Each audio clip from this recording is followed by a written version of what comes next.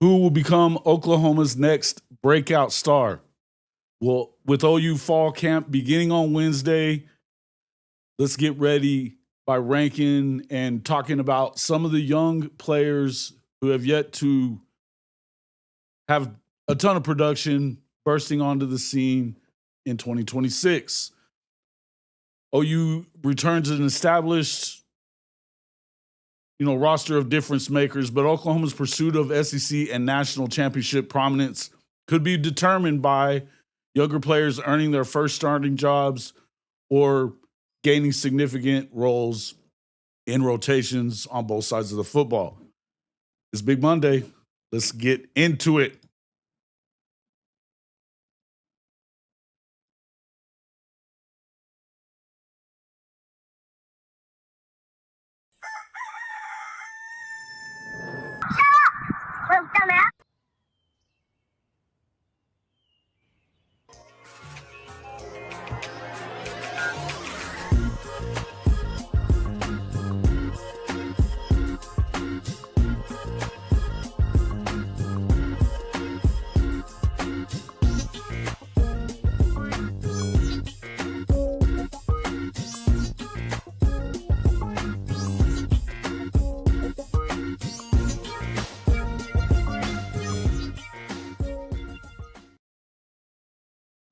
Good morning, and welcome back to Rise and Shine College Football's Big Monday. I'm your host, Jason Watkins, and if you love college football, you know you're in the right place. So before you forget, smash that red subscriber button, like our videos, and don't forget to ring the bell so you don't miss a moment of Hall of Fame college football. I do have hair, big dog. Maybe you don't. I do. No hat today. Nah, man, I had an appointment. So what up, Logan Litkey, the Duke of Norman? Hey, man, appreciate you. True Okie, good to see you, man. Benji, Liberty, Bibbity. Drew, what's going on? Let's see. Brandon Snake, my guy, good to see you. Coach Ricks, Lloyd Avant, he says, yeah, listen, I wanted to get in and talk a little bit about who is going to be a big-time difference maker for Oklahoma coming into this season. Who are going to be some of the guys you expect to be production guys that haven't really been those guys in the past. I think it's easy talking about guys like, I believe, Michael Boganowski and obviously Reggie Powers. They've already kind of shown that they can be, guys that put in production. Taylor Wine, he came on big in the second half of last season. Obviously, coming into it as one of the all SEC teams, being on the second team there, he's up there. Everybody knows who he is. We want to talk about some of these guys that, like Lloyd Avant. Could it be somebody like that? Could it be, there's lots of guys you can think about. I think about Jeremiah Newcombe. I think about these young wide receivers, including the true freshmen that you've got coming in. Guys that haven't had a chance to show their production. Elijah Thomas, Manny Choice. I think that Nigel Smith, there's a lot of guys that we can talk about. So we'll get into that and kind of get into who do you expect to put in work, that already hasn't put in work. So who's the next breakout star? I think offensive breakout candidates, there's defensive breakout candidates. I think Boganowski and Powers, they're expected to take on a major role and major responsibilities. They're both going to start. But I think that Nigel Smith, they need him to be who they have always expected that he was going to be. G-Baby Grayson Halton was one of those guys that was huge, over the last couple of years. He was a production guy, able to, really work and get himself into great positions, putting pressure on the quarterback, his speed and his power. Love guys like that. Nigel Smith probably has a little bit higher ceiling and floor, but he's getting his opportunity this year. A lot of people are real excited about him. He's one of the guys I've been excited about since he was a recruit. I've always felt like he was going to be important to this D-line. Rogers, I think the freshman, Jasir Rogers, is going to be sneaky impactful. I wouldn't be, he looked really good. Again, he looked very good in the spring game as well. That you keep hearing good things about him coming out of there as well. I love that one. 2-year-old niece just said she met a grasshopper at the lake called Butt Stain. Hey, I like it. Called Butt Stain. That's good stuff. Shout out to Butt Stain and that's good, dude. I like it. And your niece as well. Welcome in, Nelio. Let's see. Are we going to discuss the ruling from the judge about extended eligibility for players? Yeah, so come to find out, and I kind of wondered how this was going to go, because if you've already signed a contract, even if they release you, and we know in the NFL, contracts really, aside from the signing bonus, none of it really matters. If you're an undrafted free agent, chances are it's tough to get a contract early on, or one that sticks anyway. You're certainly not going to have much of a signing bonus.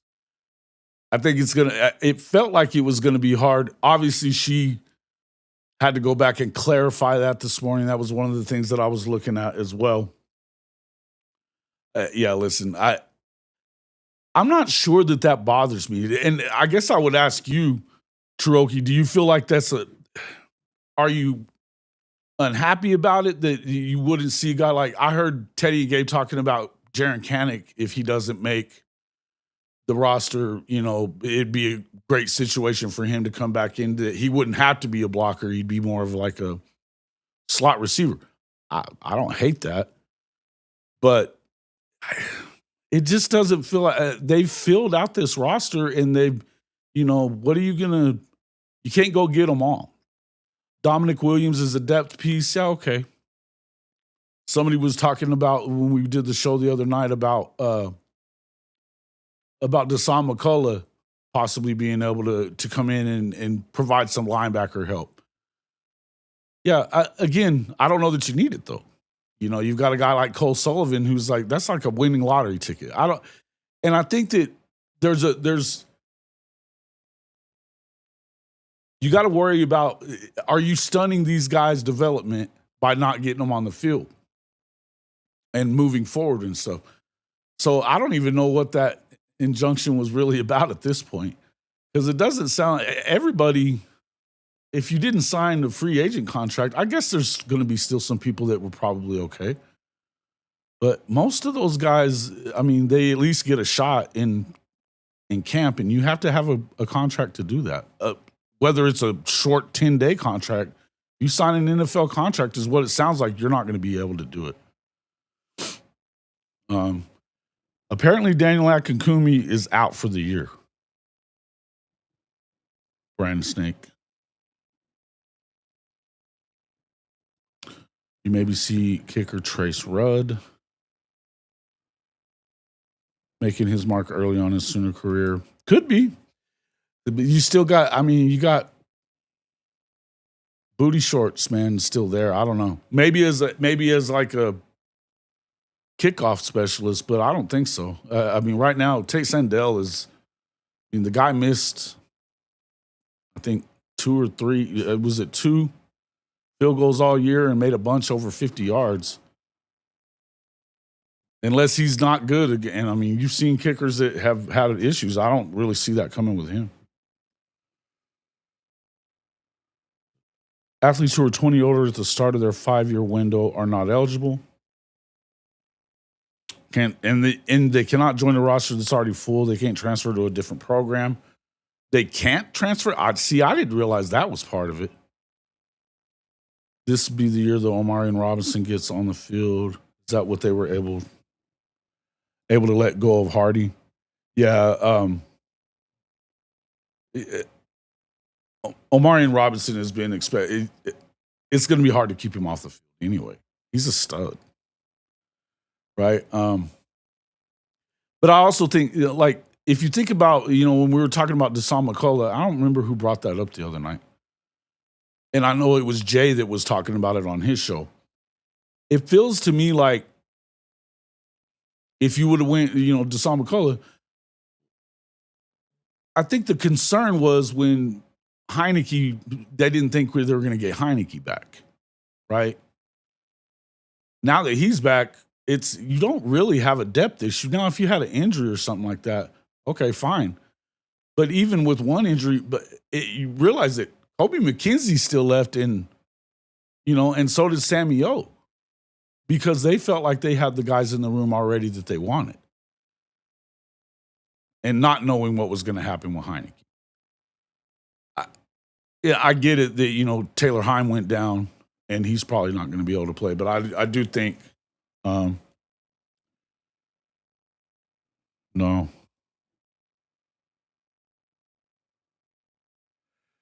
No, maybe, but I don't, that's not, okay, so let me just go over what I've found.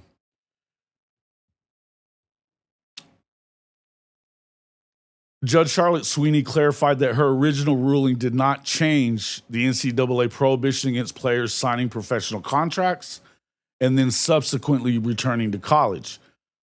That would apparently remove, from what I can tell, it would remove guys like McCullough, Canick, Dominic Williams. They were not coming back under the current order and the way it is. So I don't see that. I don't know that doesn't affect most guys that you would want, that you think you would want to come back. I just think it wasn't real clear what she was talking about.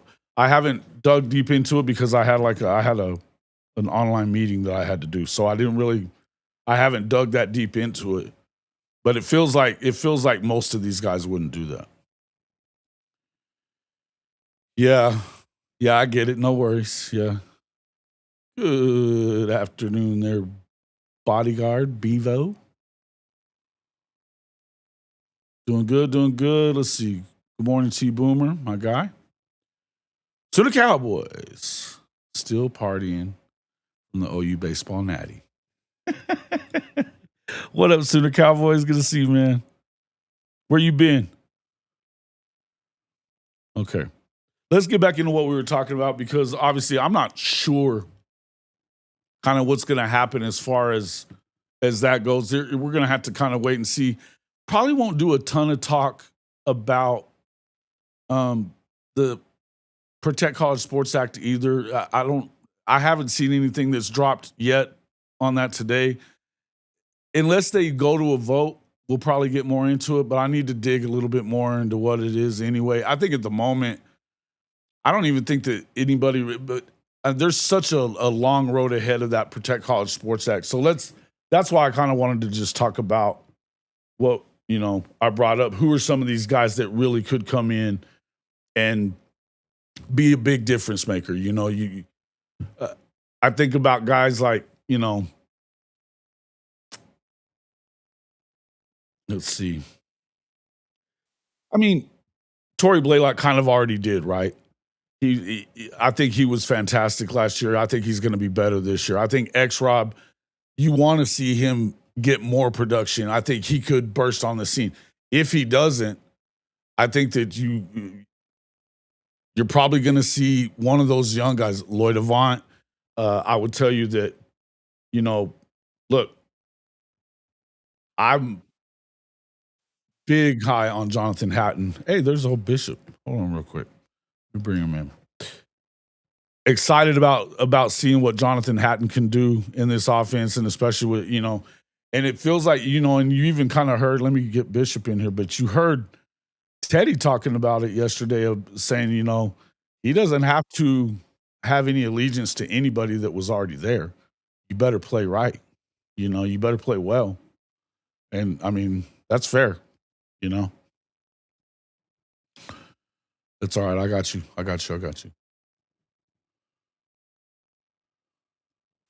Can you hear me? You hear me? Yeah. What up, Bishop? What's going on? And just in case y'all didn't remember, you see that hat? It's hitting time. Yes, sir. Yes, sir. Yes, sir. What's going on, everybody? Nada, man. Man. Really hope Dominic Williams comes back. A lot of noise about him returning. Yeah, I don't see that happening. So to update everybody, again, let me just say this one more time. It appears, from what I can tell, that Dominic Williams would be able to make it back. Mhm. Judge Charlotte Sweeney clarified that her original ruling, it wasn't going to change the NCAA's prohibition against players that sign a professional contract Right. from subsequently returning to college football. Even if you just end up on a practice squad, there's still a contract to that.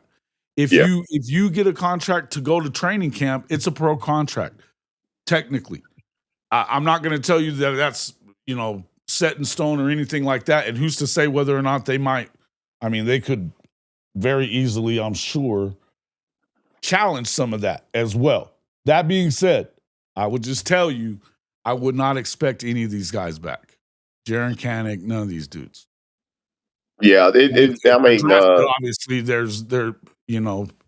it's no guarantee there either. But if they draft you, they've got some investment in you that they wouldn't get back.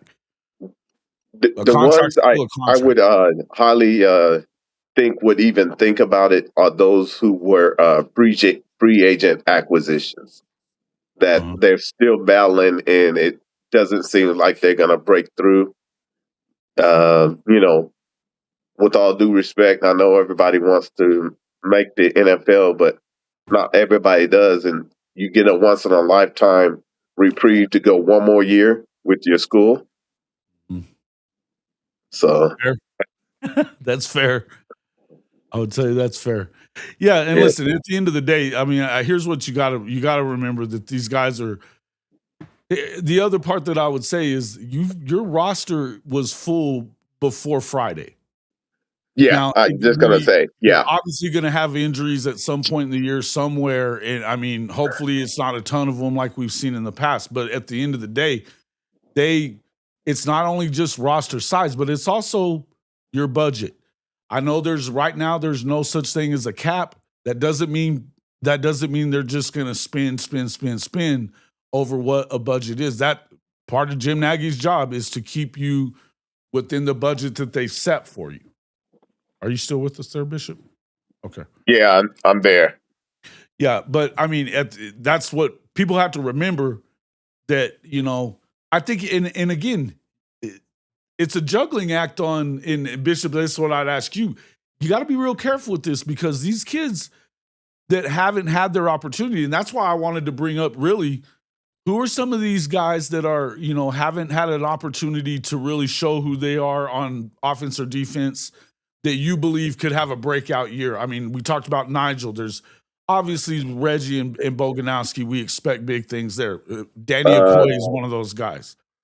I, But I, it's a lot of them. If you think about it, the way BB, Hall, and Bates and Chavis and all of them, the way they make sure that the second and third stringers do get an opportunity if they need them, and that they trust that they can put them in the game, and that they're going to stay at that certain level, it speaks volumes to competitive depth. You yeah. know, a lot of times people, at But I first you think want to it's a always keep. delicate balancing Go ahead. act. Like, Yeah, if we all of a sudden we have these yeah, guys available, which, again, I'm going to tell you right now, I would not count on that. It does not look like you're going to get any of them back. yeah. Okay.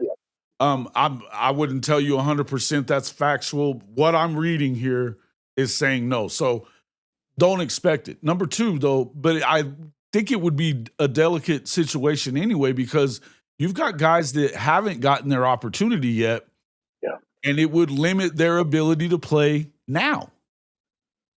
It's, and that's what I was going to add, J Dub, is that, the the perplexity crux of it is that you have moved on, Yeah, and you've got young individuals that are vying and doing all that you have asked them to do. Now you bring someone in the fold that has the experience. How do you balance that with what you already been building?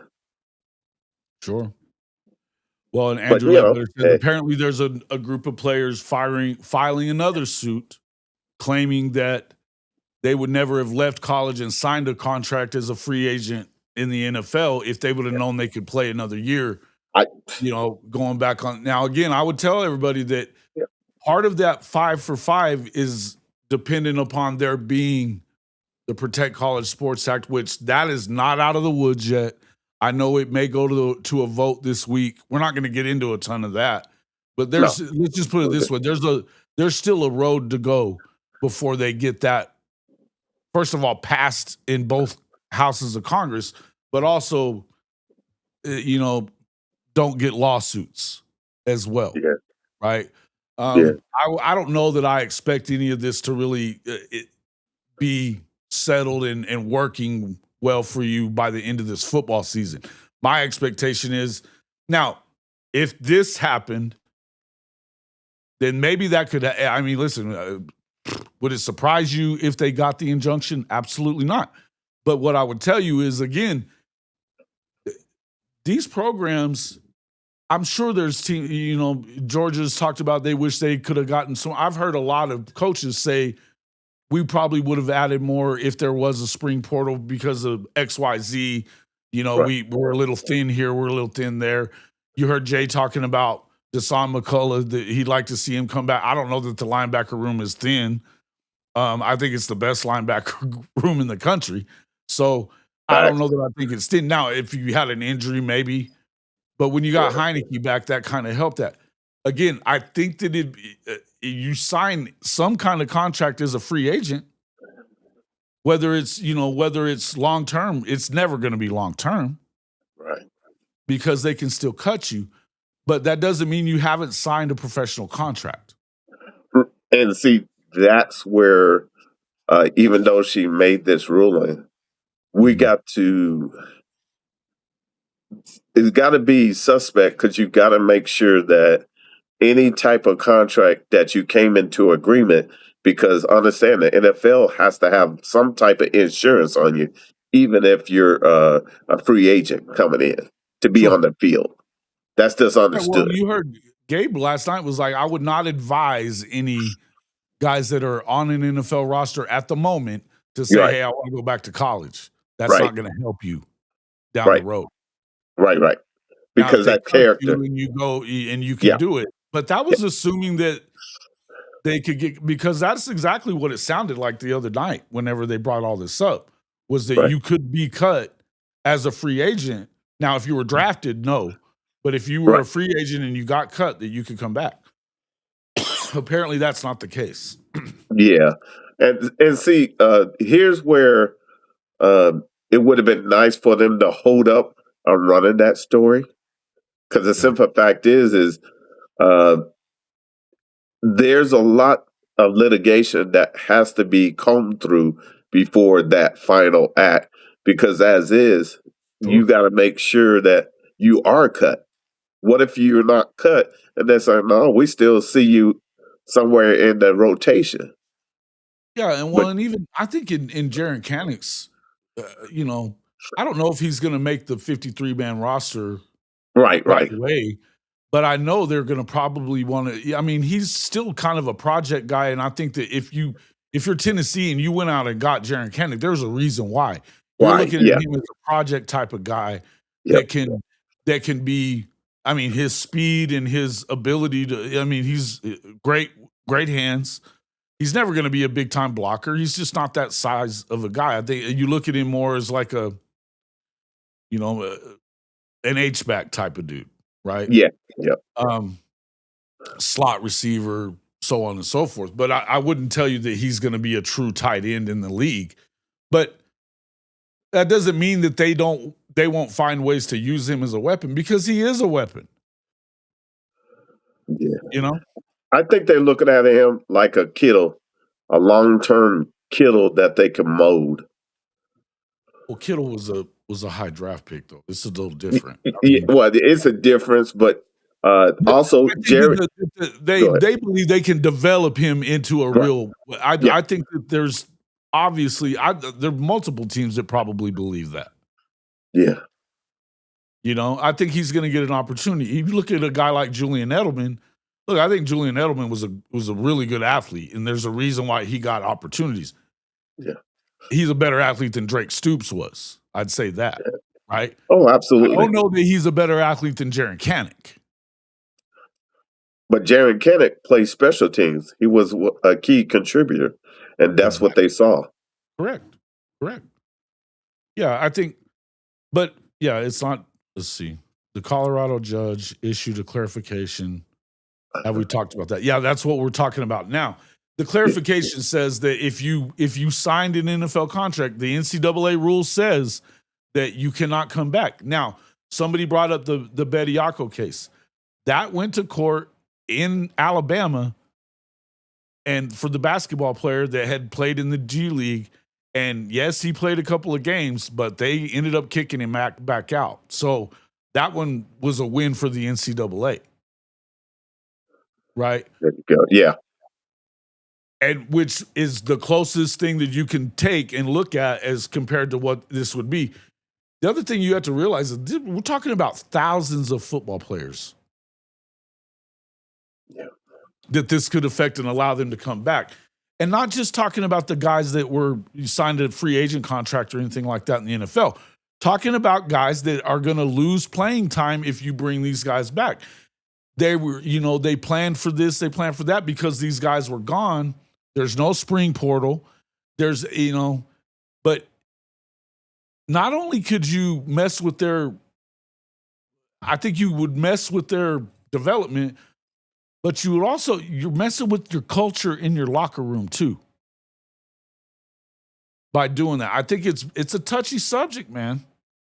Well, see, and as much of good of friends as they might all be, when you start talking about playing time, these guys are ready to play. They're ready to fucking play. And they've been being promised that they're going to get their opportunity, right? Yeah, and what I was going to do is that's the economy of trying to, I call it double dutch. Once you make this ruling, now how do you integrate that and not mess up the current nucleus and what you've been building? And so it's a catch-22. It almost feels like it's more trouble than it's worth. Look, there you go. You were already planning to do it. If you're one of those players, even if you're going to get cut, look, I'm not saying I would blame them for trying to, but your expectation before Thursday, Friday was that you weren't gonna, you were gonna have to go and work your ass off and try to get on a team and try to stick in the NFL. Yeah. It's probably better if you just continue with that plan of action. I think there's probably going to be some exceptions here and there. To me, I don't know that first look, if the whatever the new injunction is, if that works out is one thing, but I would tell you that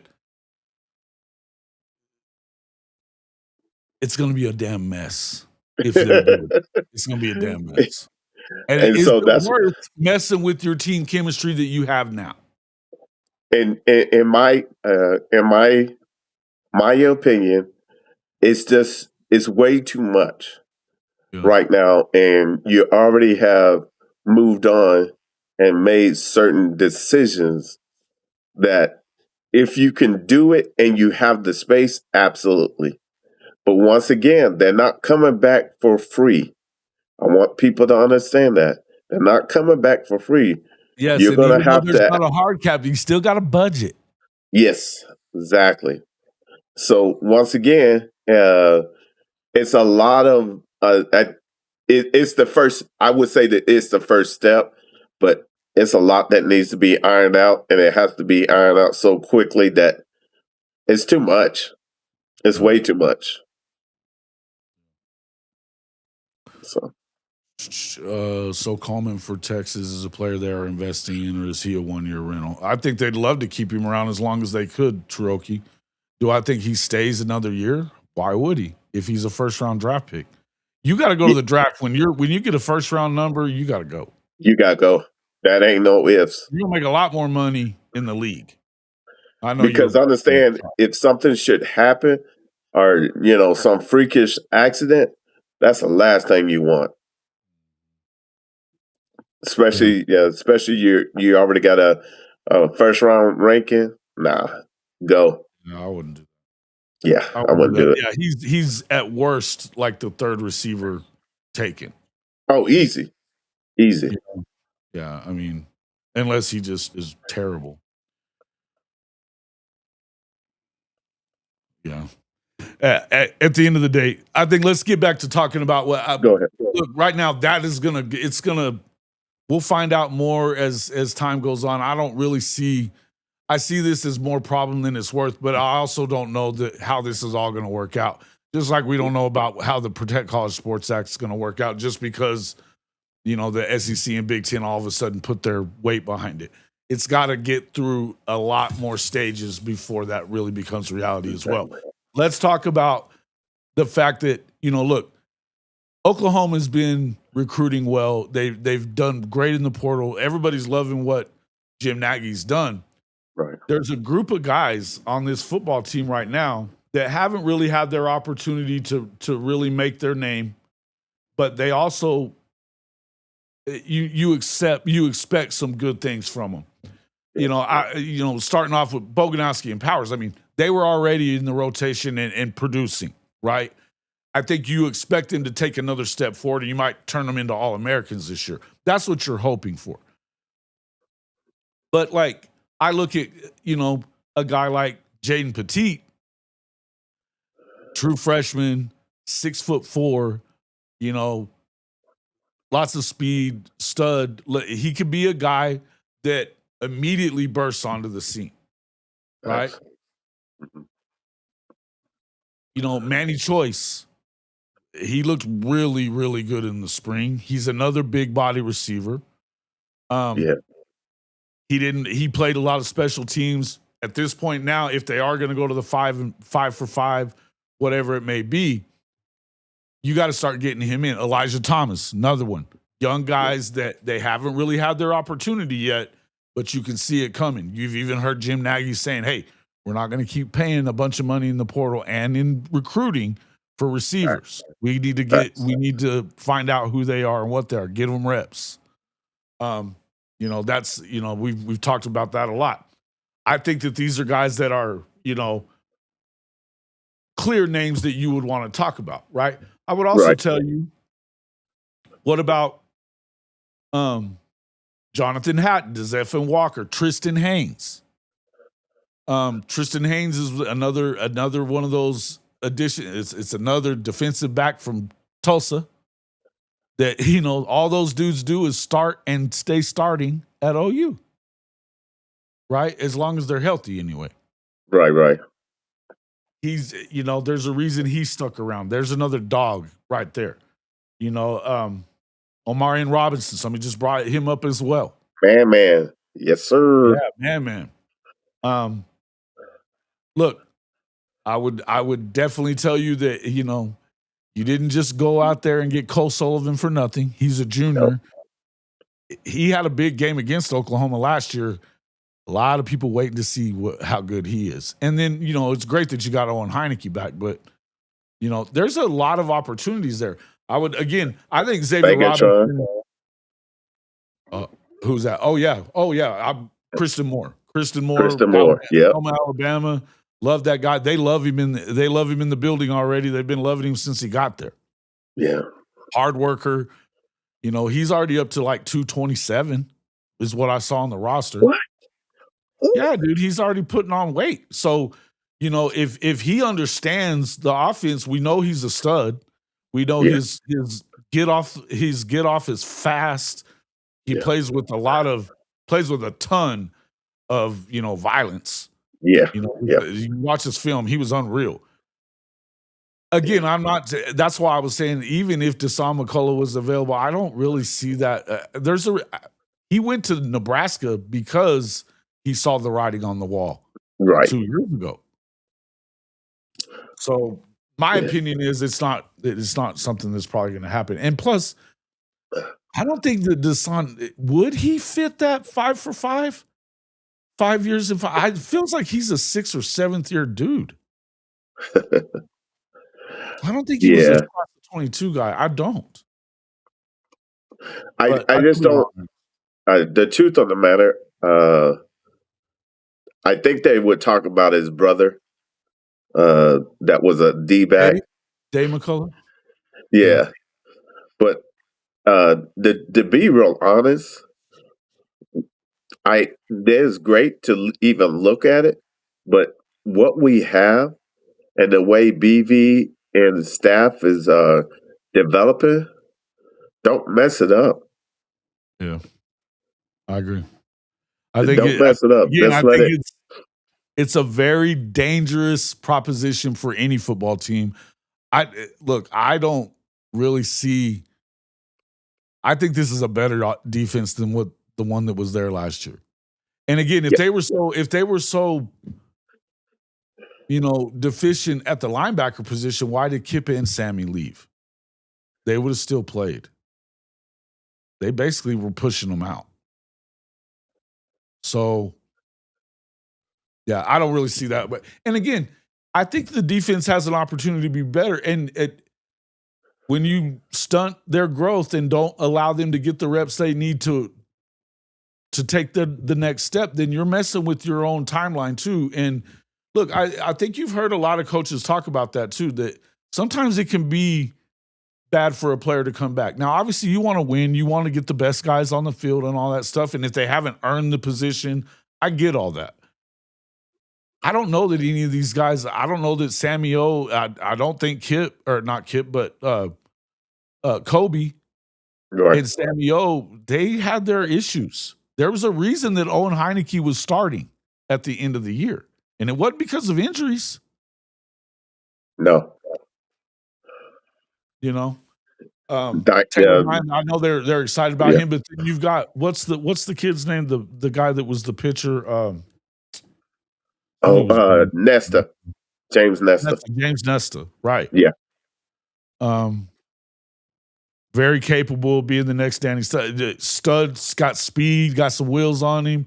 He's a big kid. He's hits with bad intentions. So DeSonda Lincoln, consider your career over. I mean, look. Yeah. He played 2 years there, too. It wasn't just a 1-year deal. I really feel that at this point. 2 years at Nebraska, and then he had a year at Indiana. That's 5.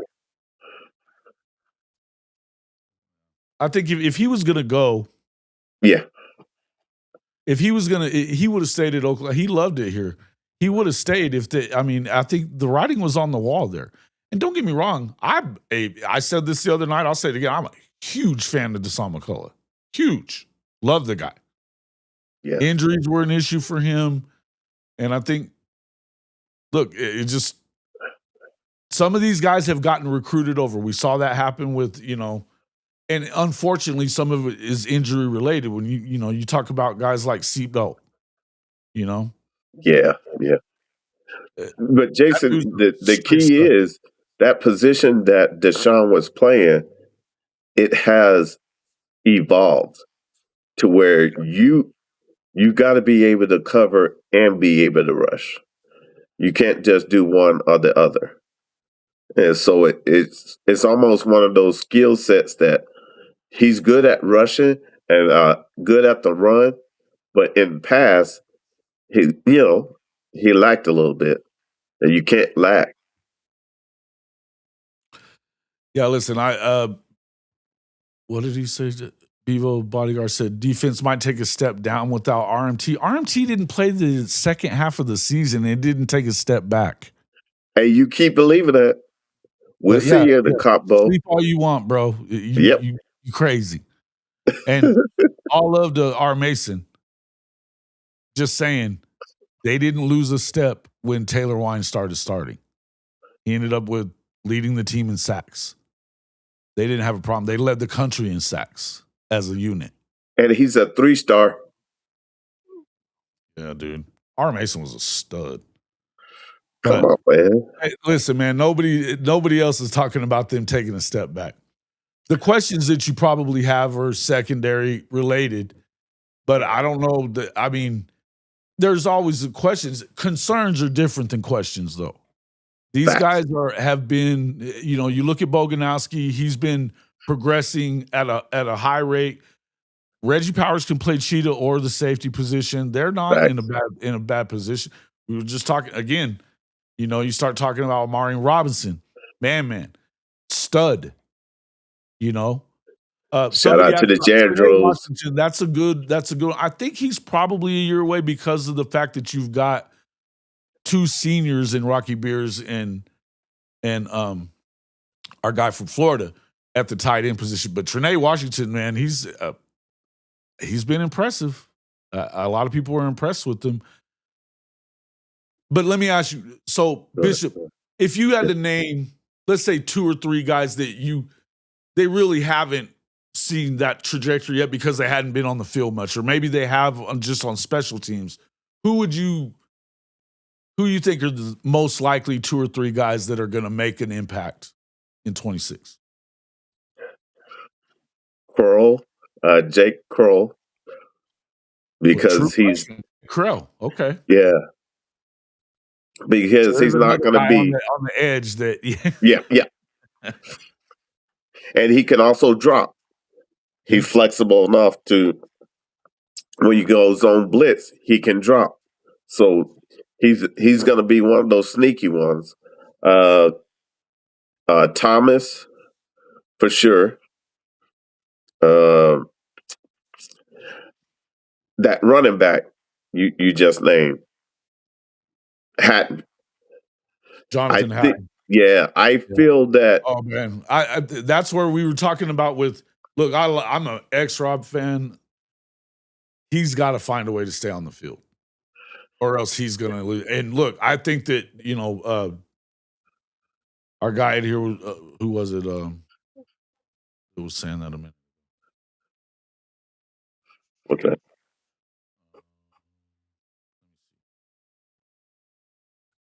Oh, Hammer. Hammer was talking about S-Rob brings the explosive plays, which is a must-have in today's offenses. Right. But, you look at Jonathan Hatton, same body type, probably a little more speed, definitely runs hard.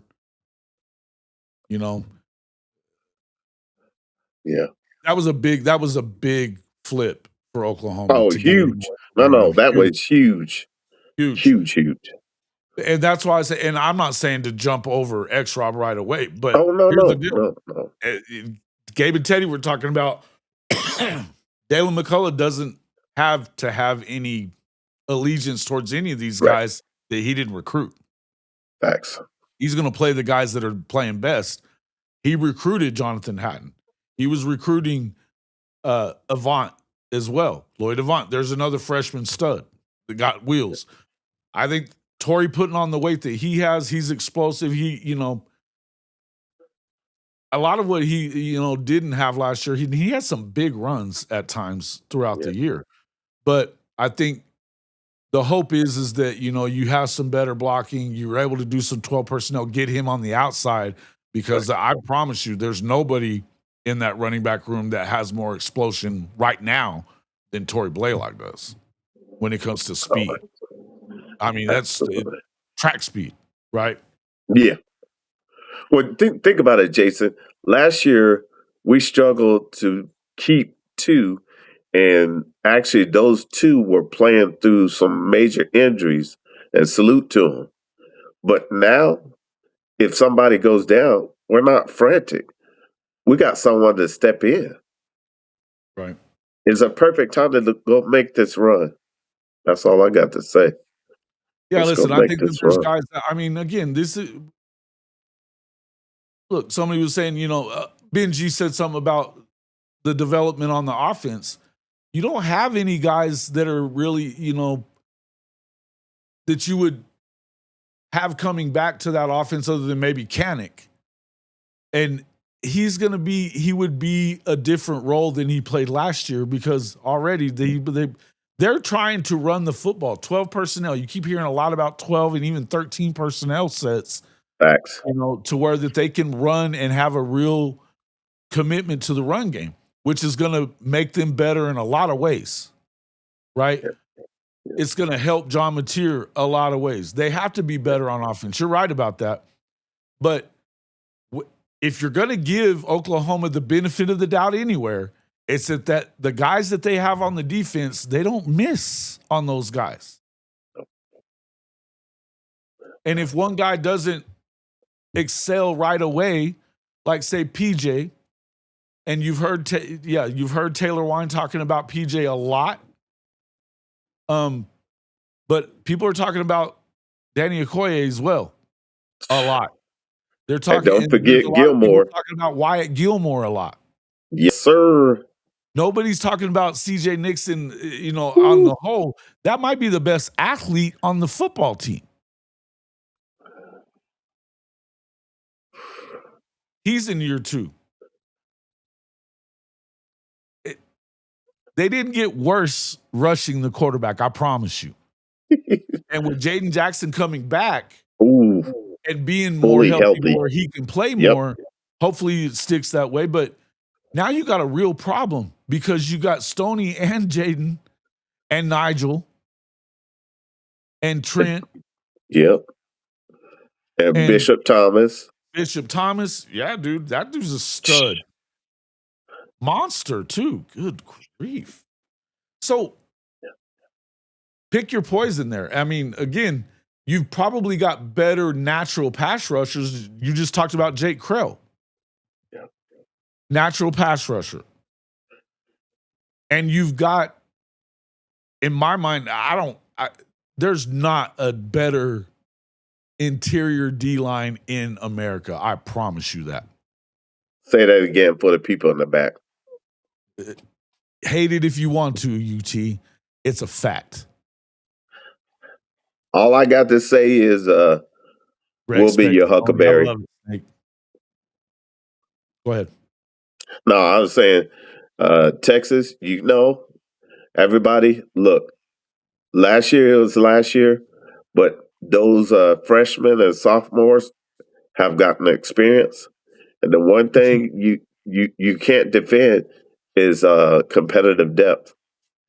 Benji, how much do you think that he was playing? You're looking at the numbers. He didn't play much. You know why? Because you had MHJ, Marvin Harrison, or Marvin Jones Jr., MJJ. Yeah. Stud. You had, they were getting a lot of pass rush from, what's his name that came from Oklahoma State? Another predator. Right? Sir. What are we even talking about? He wasn't getting his opportunity yet. They were trying to get him in when they could, but there weren't as many snaps to go around. Even after our mission went down, there wasn't a ton of snaps. And here's the reason: PJ, as far as PJ goes, you can say that he hasn't lived up to whatever because he hasn't gotten a ton of sacks yet. He was the best they had against stopping the run last year on the edges. He set the edge better than any guy they had. Some guys are better at other things than others, but PJ, if he's going to be really good, Danny Okoye hadn't gotten his real shot. Wait and see. You can talk shit if you want to. That one's one you're going to be wrong on, and it's going to be funny laughing at you when he's planting his foot in Arch's ass in Dallas. So, that's all I got to say. We'll meet you in the Cotton Bowl. That's all I got to say. We got to do work. Offense is important. That the offense, again, I'm not worried about the defense. The offense, yes.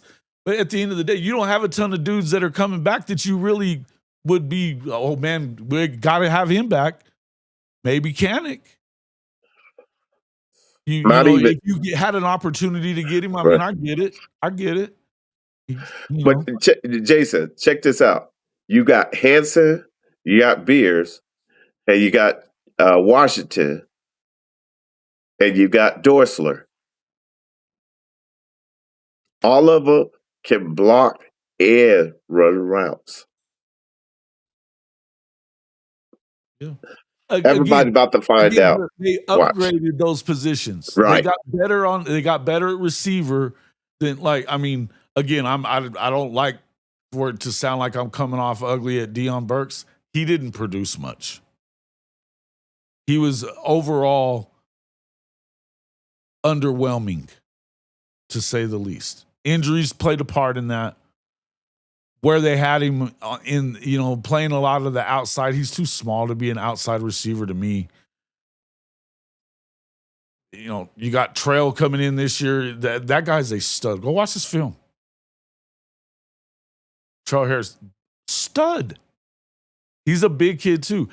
Livingston, 6'3", 6'4", that's a big target on the outside. I know they cut him at Texas. I get it. Hey, everybody's sleeping on us. They're going to find out. But they have a new DC, so I don't think there'll be a learning curve at all. Look, defense hasn't been the problem there. They're going to be good on defense. Yeah. And here's the one thing I would tell you, though, is that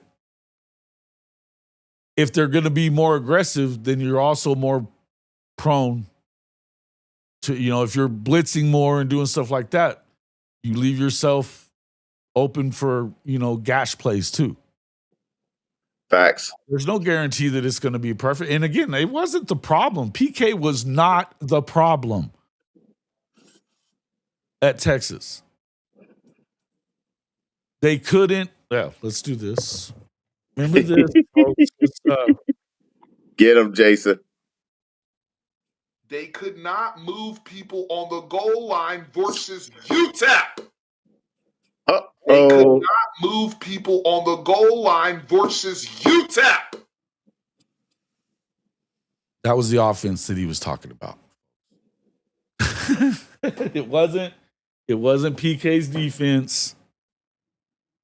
It wasn't. That wasn't the issue. Look, don't get it twisted. We know Texas is going to be good. We get it. Yeah. They were preseason number 1 last year. Had an easier schedule. They didn't make it. They had the best roster last year too.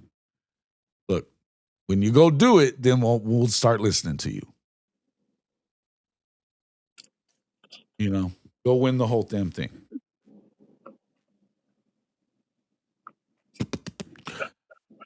Most champ will have us focus on more turnovers, but we give up bigger plays for sure. And that's what I'm saying. I think they're going to be. Look, Texas is going to be good. Again, though, absolutely. There's a lot of landmines out there ready to step on too. Can you be perfect? Can you go out there and win games and not play down to opponents like in Kentucky, double overtime in Mississippi State, and losing to Florida, a 4-8 Florida? Here's the key. That win that they got over Texas only got them to 4. Right. Here's the key. It's so funny. Last year's schedule was a gauntlet.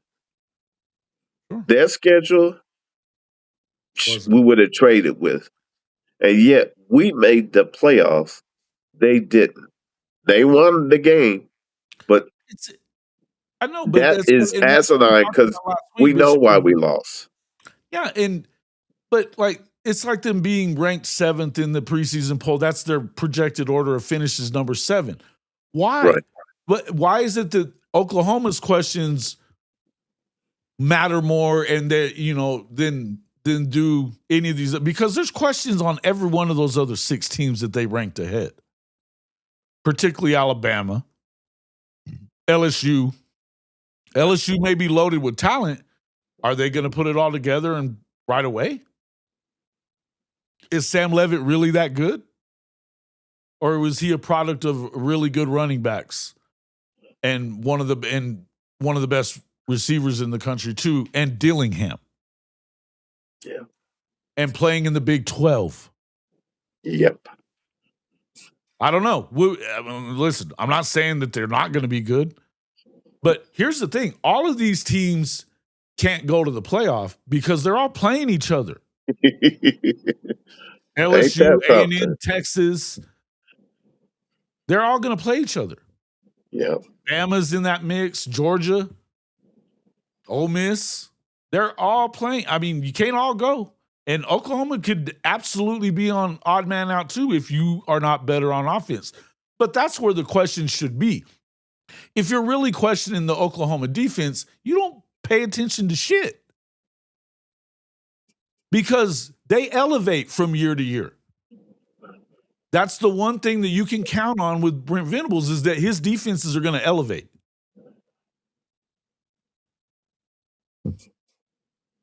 They addressed the issues that you should have, just like Texas is addressing. They addressed offensive issues that they had with their line pickups, with their running back situation, which I don't know that it was a running back problem. Trey Wisener was a bad dude. I know I'm glad to see his ass in Florida State instead of Texas. I promise. And I'm not saying anything bad about Hollywood or Rayleigh Brown. Those dudes are studs. They're kind of the same dude. You know, you don't have a bruiser you got that young kid. Look, cool. But there's questions there, and we've seen them underachieve. There's questions. Ole Miss didn't play Ole Miss nor A&M played a tough schedule. Their questions aren't any bigger. Their questions are at least as big as the ones that Oklahoma has, and yet they're getting the benefit of the doubt with a brand new coach at Ole Miss. I mean, 7 new receivers. I love Trinidad Chambliss. I think he's the best quarterback in the league. It ain't going to be the same. And they play a much tougher schedule than the one they played last year, too. Are they going to be good enough? We'll see. Could you not see them fall off with a brand new coach that's never been a head coach? Yeah. He got pissed off version of his football team in the playoff. Facts. And they won a couple of games. Awesome. Way to go. Can you sustain that? Can you keep it? Is that going to be enough to push them forward now that, lanes are? And look, can they handle it if they lose that game to LSU? Whoever loses that game, will they be able to bounce back from that? Facts. That's a tough ask. Especially when you got a lot more games coming. That's week 3. You got a lot of tough games coming, whether you're LSU or Ole Miss. Look at 4. Week 4. Week 4 is ridiculous, right? Yep. Yes, sir. Yeah. I mean, that's when September 26th. OSU goes back to Oregon that week, right? Yep. OSU in Oregon. Then you've got we play Georgia. Texas at Tennessee. Sleep on Tennessee. Oh, they've had a new quarterback every year that Josh has been there. Facts. Guess what else? They run the hell out of the football. They probably have the best offensive line in the league. The most accomplished offensive line in the SEC at least. And most of it, I don't think they lost anybody. Defense is a question. But guess what? Man, Texas lucky that's going to be a day game in Knoxville. Lucky. That's a place to, step on a landmine. Guaranteed. It happens a lot. They've won their last 2 games at home against Bama. One of them was against Saban.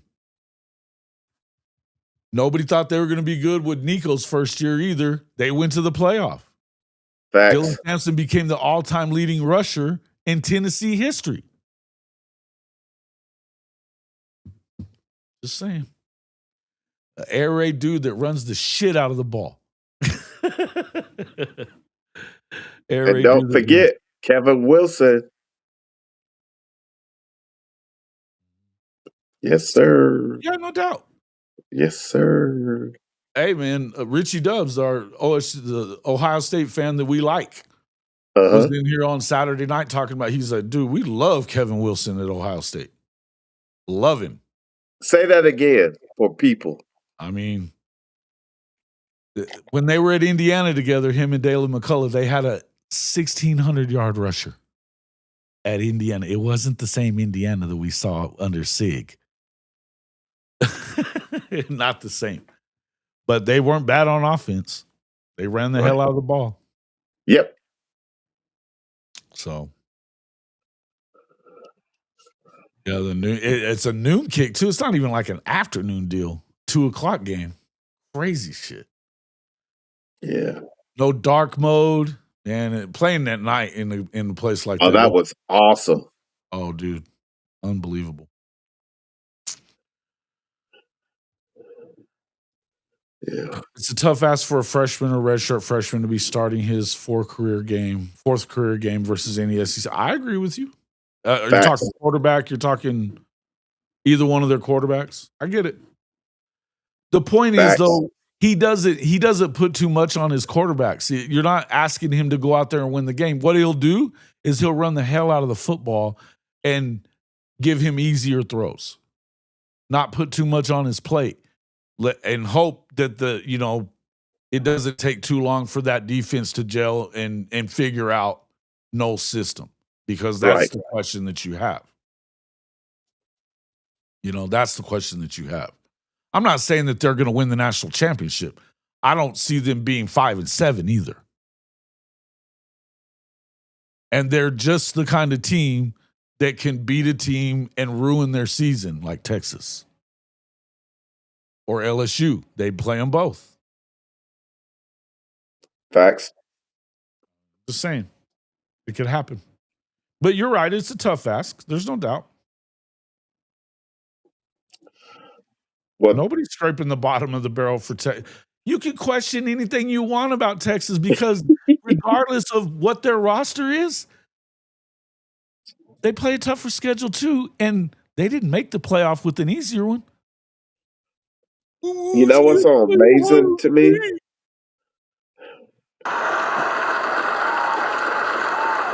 They could not move people on the goal line versus UTEP.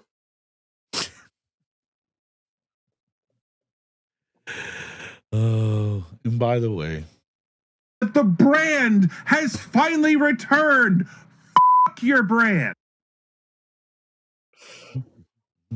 Ole Miss plays a way tougher schedule. Again, I'm not saying that they can't be really good and they won't go back to the playoff for sure. I just think it's not that easy. Texas A&M is the one that I'll tell you I don't believe in them. I don't believe in Texas A&M. I like Mike Elko as much as the next guy. I think he's very good. Here's what I don't like. I don't like that he hired a first-year offensive coordinator to go with the turnover-prone quarterback, a brand new offensive line, a new bell cow quarterback, and a tougher schedule by 1,000 than they played last year. And they were leaking oil before they got to the Texas game. They should have lost to South Carolina. They're down 30-3 at the half. It's South Carolina, so you can make it up. But I mean, that was a bad South Carolina team. Yeah, it was. At the end of the day, you've got a brand new play caller calling plays for the very first time in the SEC with a schedule that's not really doesn't resemble the one that you played last year. Plus, it's 9 games instead of 8. Hey, J-Dub, did you get that CBS top 20 strength of schedules? Did you notice all 16 Southern Conference made it in? Only 4 other teams weren't. Us. And guess who was number 1? Arkansas, then it's Texas, and then Oklahoma is like no, it's Arkansas, Oklahoma, then Texas. Oh, that was Phil Steele's said. That was Phil Steele's. Yeah. That's different. Yeah.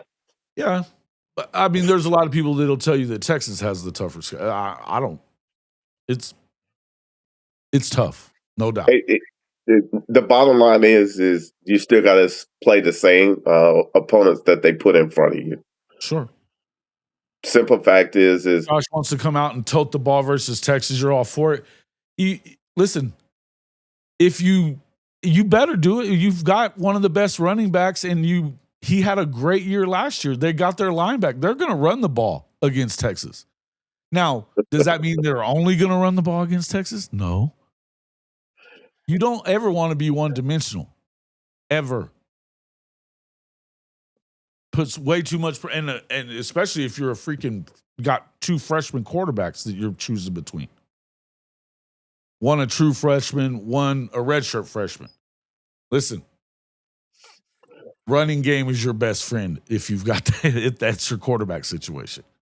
Yep. The point I'm trying to make, will he want to test the secondary? I'm sure. But he's not. I love it that you guys don't seem to be worried about Tennessee at all. I love it. All right, don't sleep. They're going to be good. Don't sleep. They're going to be good. Y'all said the same thing about Florida last year. Mm-hmm. Don't sleep. That was a noon game too, wasn't it? Yes, sir. Speaking of Heupel, has anyone suggested a paternity test for him? He's looking an awful lot like Bob Barry Sr. Shit, y'all are wild, boy. 47, dog. You crazy, dog. I'll switch with you, Trill. I used to live in Moore in Newcastle. Now I live 5 minutes from Augusta National. Bro. Wow. Hey, you got to get us on out there, bro. Yeah. My boy Slick, 76. You know? Hold on, what are you talking about? You don't know what you're talking about, Bevo. Oh, you're just so dumb. Bevo. What I'll say is the person that brought up the defense for hype, they had the best defense 2 years ago. They had the best defense in the conference 2 years ago. Yep. That defensive line was filthy, and it had 12 dudes that they ran in and out of the interior. Facts. They were nasty. Now, they dropped off. They fell off the face of the. It wasn't really the D line that was bad last year. It was their secondary was not good. Right. But again, he made the change there. And don't get me wrong, I'm saying Heupel's got pressure on him, no doubt about it. I think they'd be idiots to fire him there because it's only been a shit show since 1998 until he got there. And who you gonna hire? Right. Exactly. Come on, y'all. It's not the easiest place in the world to win. We've watched them not win for a long time. And, they're giving away cash in McDonald's bags or Chick-fil-A bags, and he immediately comes in and wins 8 games anyway. Yeah. Yeah. Look, I'm not a huge fan of Tennessee as a whole. I'm a fan of hype, and it's not bull. He's a good coach, dude. He should have proven it by now to a lot of people.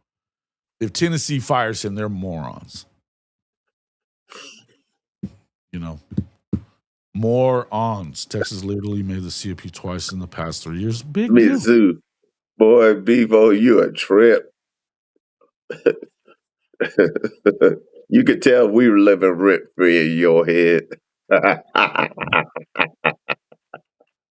So, yeah. One time, lost back-to-back years, though, to Washington that wasn't as near as talented overall as Texas was. We got to the semifinal 2 years in a row. The semifinal and the 4 is just getting beat in the first round. Stop it. And then the next year, you beat 2 bad teams. Well, Arizona State was pretty good. You better be glad they waited to start until halftime. But Clemson wasn't good. They lucked in because Mario'd. Wow. They did. Yeah. Am I wrong? Nope. Wild stuff. Again, easier schedule. Missed the playoff. Number one team in the country last year. It's not unheard of that you could miss it again with a harder schedule. It's not. We're not saying that there's no way that they go to the playoff. I would not be surprised if they did. Would I be surprised if they didn't? Nah. I would not. They could not move people on the goal line versus UTEP. And still fired their DC instead. You know. LSU. You think, yeah, Oklahoma's going to be tough too.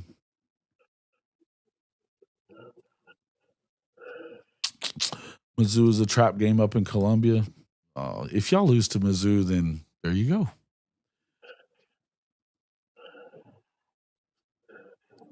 You have a better team? No, you don't. I don't know that it's bad. I mean, look, you might have a better team, but you got a tougher schedule too. Hold on. We got a kicker. LSU, you didn't have to play them the last couple of years. The X factor is our kicker. Yeah. We'll see.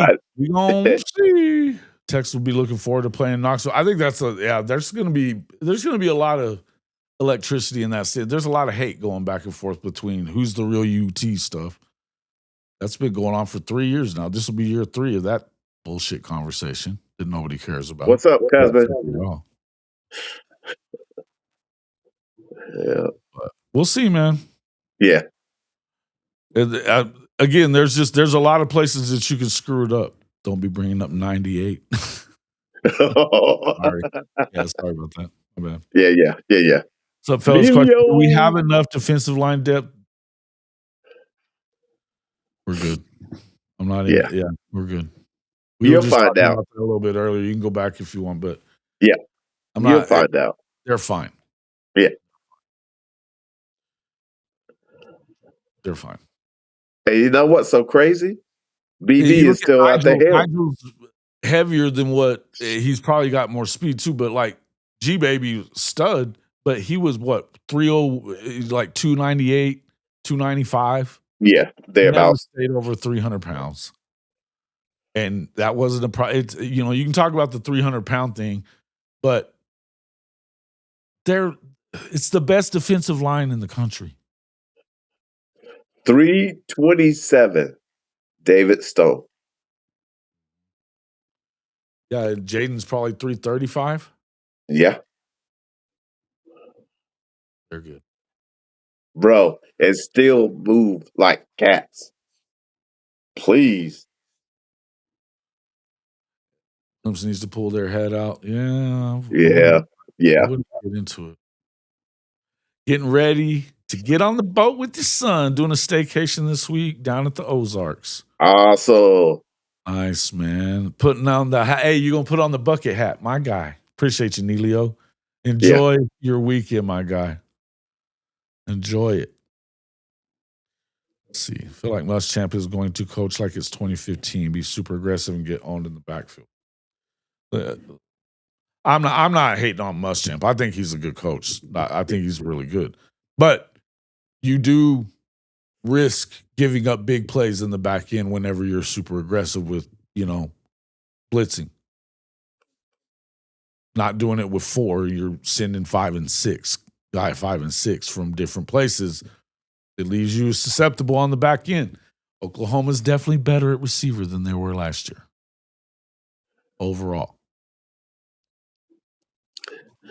The tight end room. S4L. You still don't know if you can run the ball. We still don't know. We'll find out. Yeah, I mean, that's fair. I guess you can say that. We still don't know if Texas can either. Don't they have a rebuilt offensive line? Yeah, they do. Okay. All right. Oh, and by the way, Bevo body put sucked it. Gotcha. My man. We don't know if Texas can either, bro. Kyle underperformed last year, Kyle Flood. Y'all blamed it on Trey Wisner. Wow. CJ Baxter. And they move those 320 plus pounds better than a lot of guys move 285. Yeah, they're going to be fine. I'm not worried about that. Another sleeper, Kenny Ozawalu. Yes, sir. Get back into that. Let's talk more about that. That's where I'm at with it. If you look at there's a lot of dudes that the expectation, particularly the defensive guys. I mean, you just have to expect that they're going to be good because they are. They always do. You question Eli Bowen. Yeah, he's freshman All-American.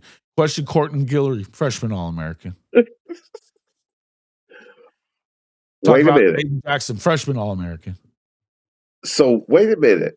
Then BV system is built the right way.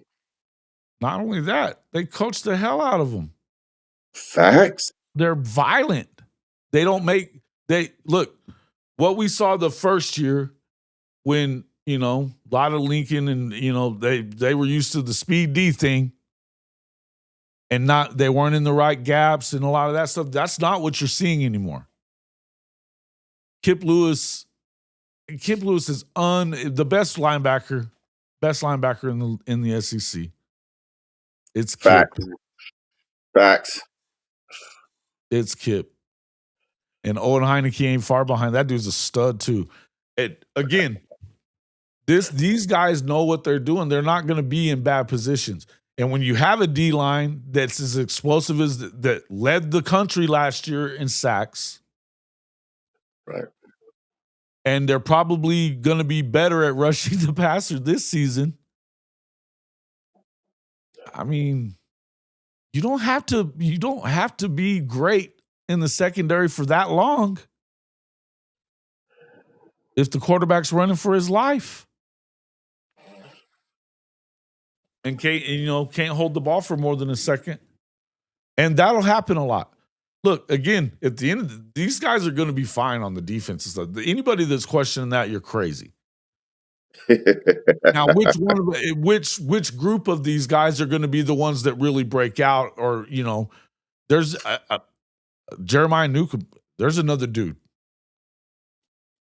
We talked a lot about. Who else we talked a lot about too is Jacoby.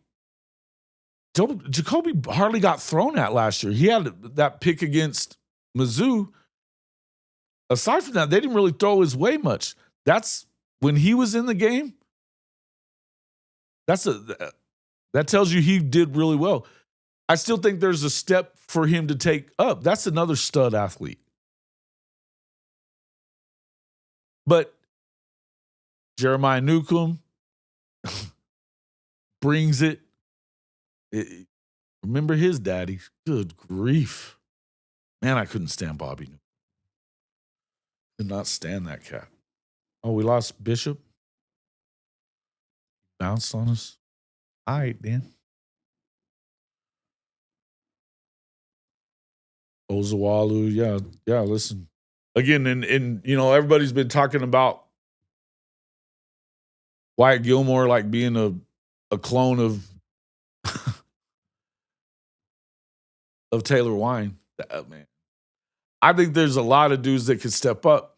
Now, on the offensive side, you saw the offensive line getting a lot better as the year went on. It got better. That's when you start talking scheme. Now, they were drinking from a fire hose. You had a bunch of freshmen. Health-wise, if they're good to go, and look, there's no guarantees on that, but like Marion Harris, he's been an SEC starter at tackle and is fitting everything we've heard, everything we saw so far. He's doing fine. Asusi's a bad dude.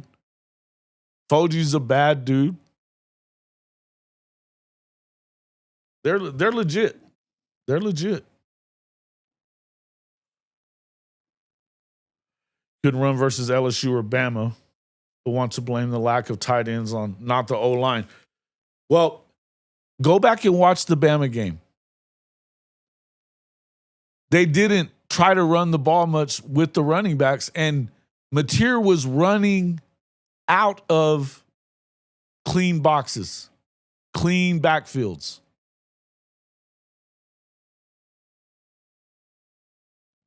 Say what you want, man. You say things like that, but you don't. You're not saying the whole thing. Again, you got to get better. There's no doubt about it. I've been questioning the offense. John Mateer has to be a better football player. But we're going to sit here, all you Texas fans want to sit here and act like only Texas is going to get better from one year to the next. It's just a foregone conclusion that you're going to be better on the O-line. It's a brand new O-line. Aside from Gooseby. Come on, man. It's just going to mesh together and be perfect? I don't try. But Kyle Flood hasn't shown us that that's what he is. Be real.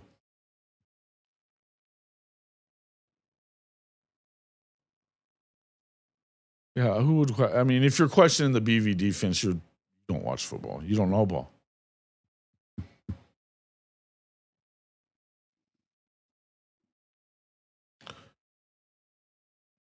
Or vice versa on that, Colby. 3 out of 5 coming back. Oh, the 3 out of 5 offensive linemen coming back?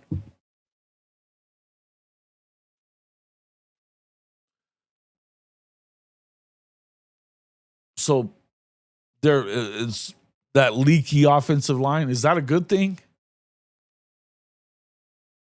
Because I know they went and paid big money for 2 linemen. Did they not? And Gooseby's a dude. So there's no more than 2 that are coming back. Stop it. Or you would probably hope that the third one better not be coming back because he wasn't good. Okay.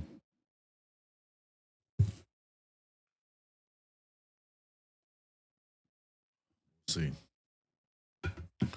They should be better because if they aren't, Sarkisian's in trouble. I don't know how much trouble, but he should be in trouble. If you have back-to-back years where everybody's talking about you have the best roster in the country,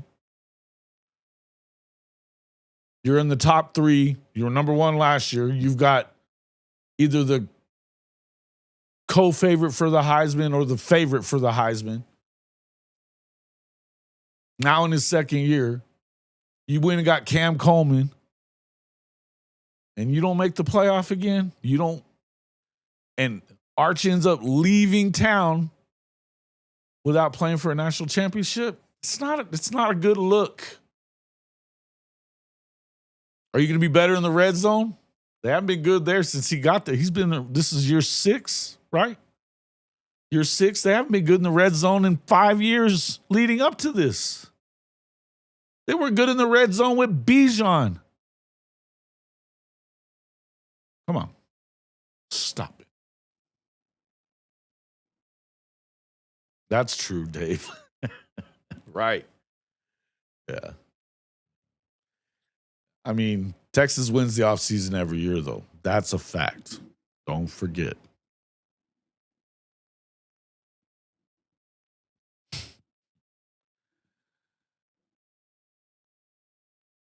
Returning production equal to incoming production. Okay. I'm not saying that. Listen, I'm not saying that. I'm just saying there's no guarantees there either. You guys are just making excuses, Benji. Come on, bro.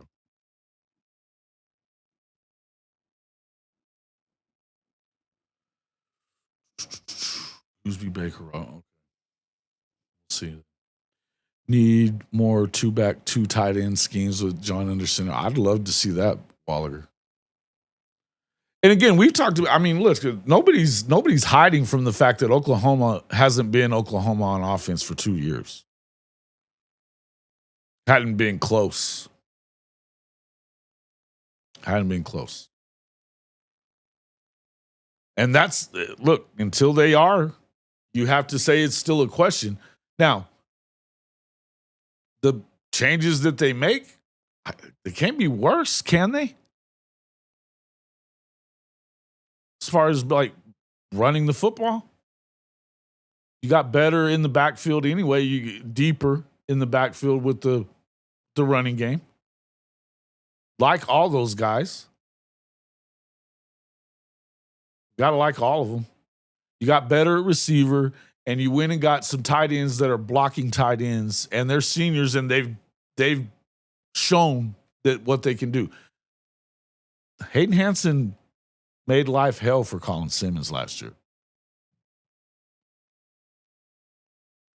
He kind of pushed him around the whole day. So they could be better in the run game. They shouldn't. I don't know that you could be a whole lot worse. So the things have been addressed, but again, yeah, I still want to see it. I'm not disagreeing with that. I still want to see. I got to see Texas like win this natty and get back to the playoff too with a tougher schedule. I know they got a better roster. Is it better than the one from last year? I don't know. It was still considered the best in the country going into the season. Preseason number 1. Ended up non-ranked for a while. Unranked. Because they could not move people on the goal line versus UTEP. Sure it's going to be good about 3 of those 5 cats coming back? I'm not sure. I trust Trevor Gooseby. I'm not sure about the rest. And the transfers, I mean, you'd hope that they, are able to gel pretty quick, but there's no guarantees. Week 2 is Ohio State. They're going to test you. And hey, listen, what is it? 1, 2, back-to-back losses to Ohio State. You took 3 straight to Georgia. Why are we to not believe that couldn't do the same thing with Ohio State? You could. You guys all know that you can lose to Oklahoma. Again, I'm not picking OU until they win the game. At least score a touchdown. But it's not as big of a gap as everybody wants to pretend that there is. If you talk about everything other than, if you talk about all of the things that were going on for OU when they got there, yeah, I mean, it's still not okay.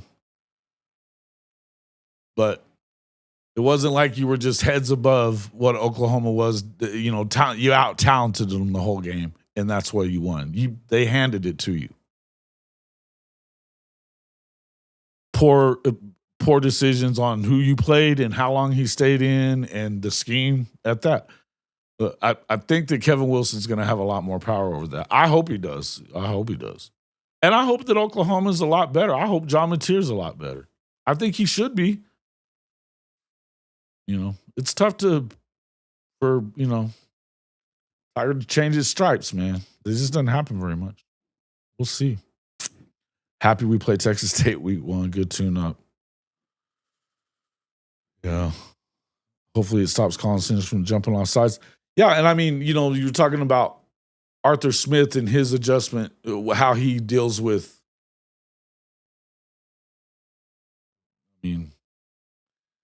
I think it's 2 ways to that.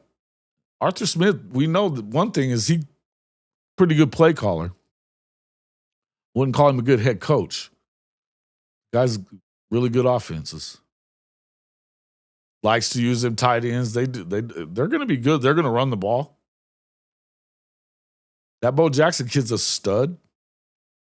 Now, is their O-line good enough? I don't know. Is the Texas secondary good enough to deal with Jeremiah Smith? Chris Henry Jr.? I don't know.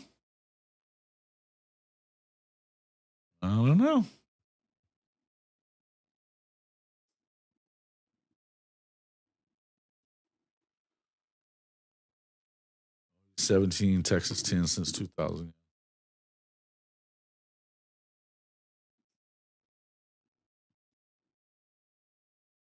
The hell he was. I'm a Steelers fan. I had enough of him. When was he the coordinator there last, though? Because you got to also take into consideration they haven't had a good quarterback there since Ben left. That was at least 3 or 4 years ago, wasn't it? I don't know. Wasn't his year the year that like Kenny Pickett looked? No, it wasn't. I'll leave it alone.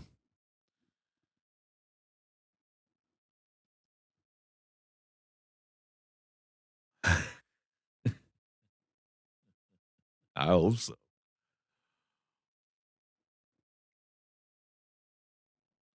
I didn't say it was all John Mateer's fault. That's not what I said. You know what I think of Buckle. I agree with you, S4L. I agree with you on that. Shoot. No. Nah, they're not. Nope. And Texas fans will probably even agree with me on this one. Listen, OU and Texas didn't care that they were the villains in the Big 12. They didn't give a fuck. They just beat you anyway. Didn't care. Texas Tech's having a real hard time with all the shit that they're taking over Brennan Sorsby. Hating it. They're all of them talking about going independent. Big Lubbock in the comment section from the other night said Tech is going to go independent.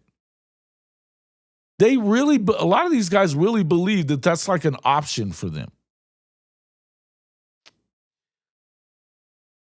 You're not Notre Dame. Nobody else in the country could be independent and play on the level that Notre Dame does. They couldn't, especially not Tech.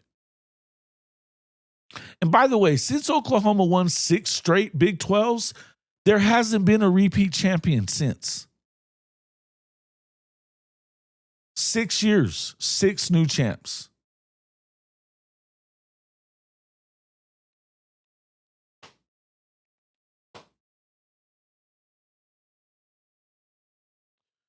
Baylor winning the Big 12.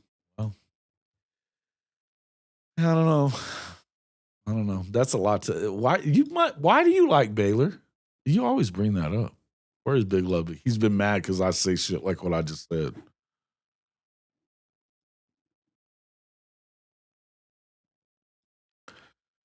Bro.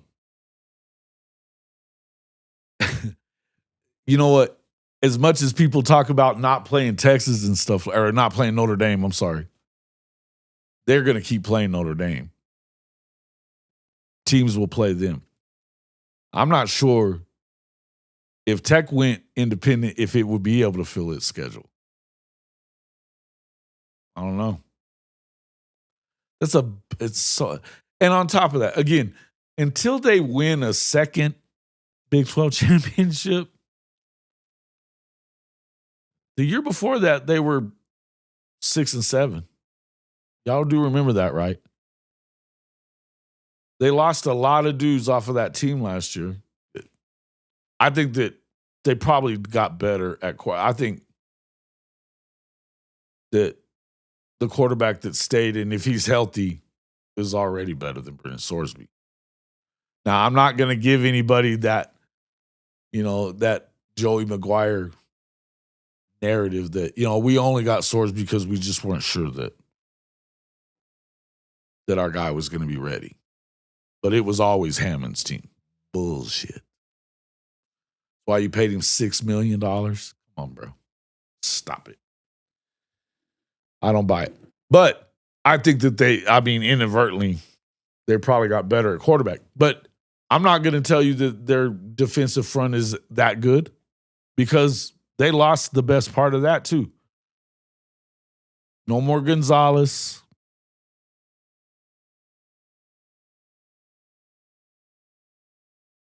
They're in trouble, man. Stepped on their own PP. And again, the other thing is some programs can deal with being hated. They don't give a shit.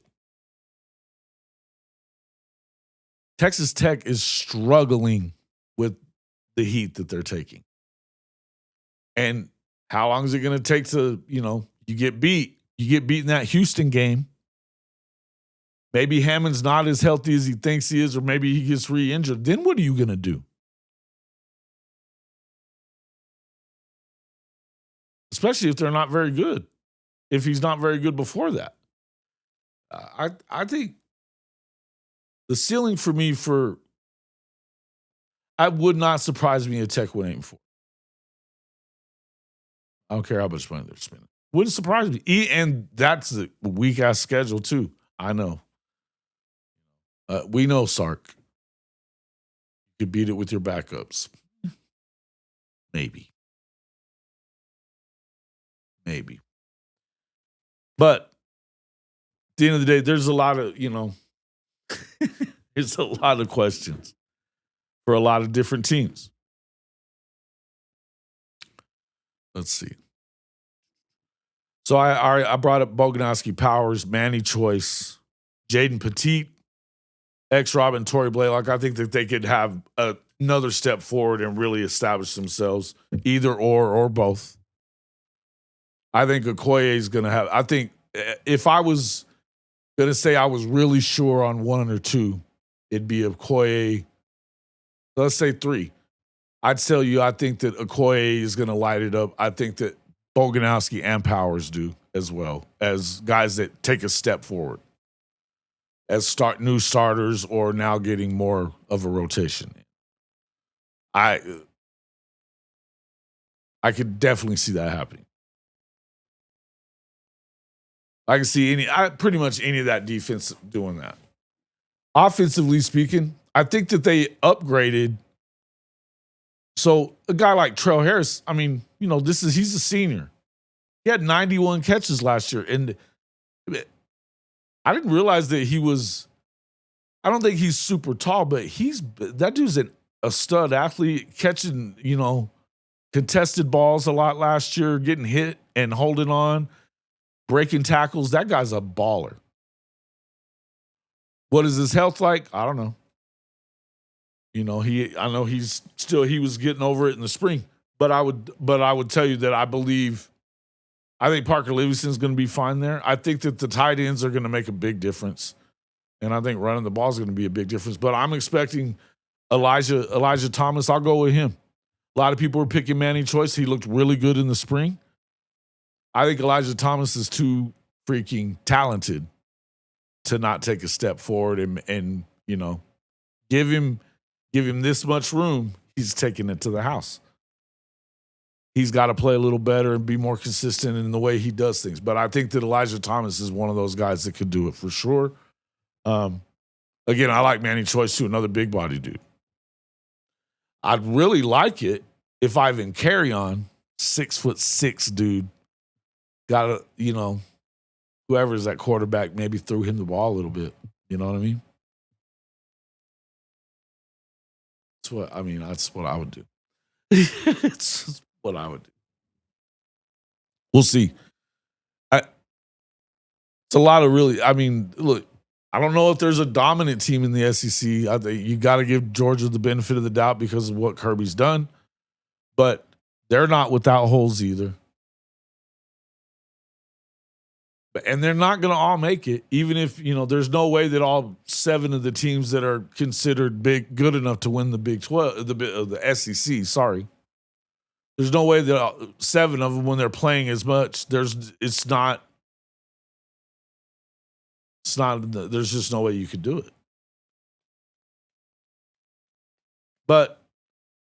And then A&M, I mean, look, they're probably going to still be pretty good on defense.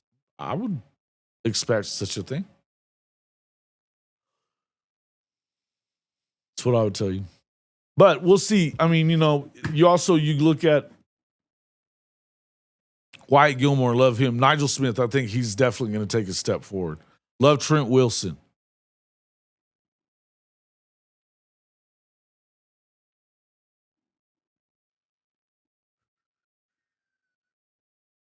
Who do you guys think, other guys you think could step up? Who do you think? Let's talk about this offense. I think the offensive line as a whole takes a big step forward this year. I'm guessing that EPL is gonna. He must be impressing the staff. If they took him to media days.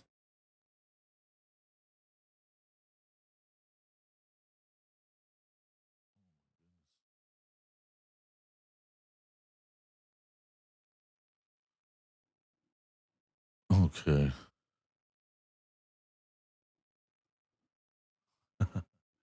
Dude, Okoye is for real. What up, Guns?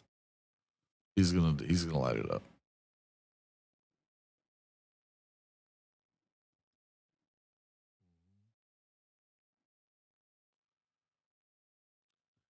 Yeah, but it's not it's not just that they, if you have that mentality, it's us against the world, and you're quiet about it, and you just go kick some ass. That's respectable. I know it's not always possible. I saw the dude he hit.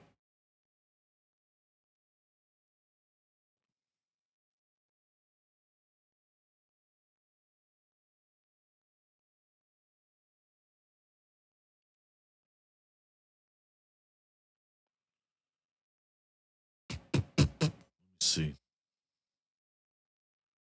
Give me 1 second.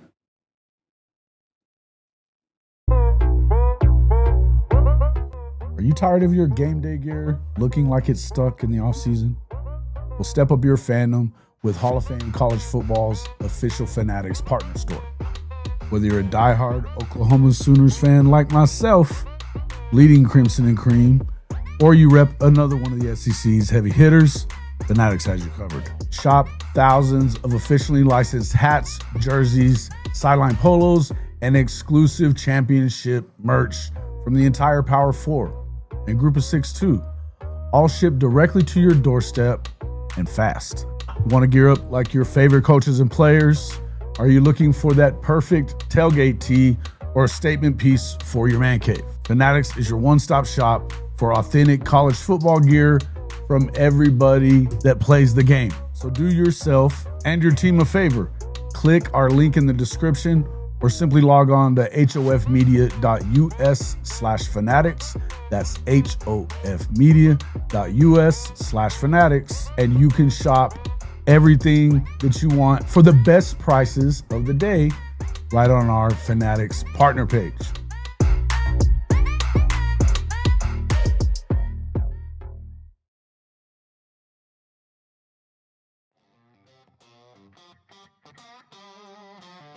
Hall of Fame college football fans, rep the pod the same way you rep your team. The official Hall of Fame college football pod merch store is live with gear built for Saturdays, watch parties, tailgates, and every We Told You So moment. Grab your t-shirts, polos, hoodies, caps, bucket hats, and more.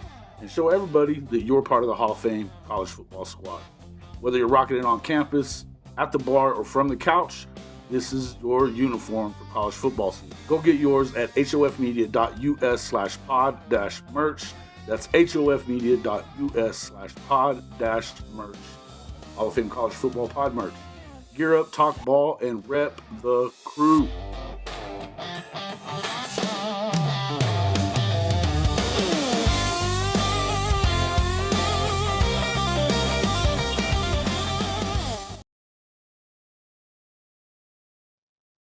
Oops. All right, I'm back. All right, we're going to go for a couple more minutes and that'll be it. Let's see. What are y'all's thoughts on these lines? Let's see. Satania 824, Mateer 19.5 touchdowns, and Mateer 29.74. I think if you're at about 3,000 yards and 20 touchdowns, I think 20 is probably a little low, but not necessarily if you're running the ball. You missed. I mean, what have we got for some running backs? Yeah, Satania. I think Satania at 824. That could be right, and that doesn't necessarily mean it's a drop off in production. They have more dudes to throw to. They just didn't last year. You know, when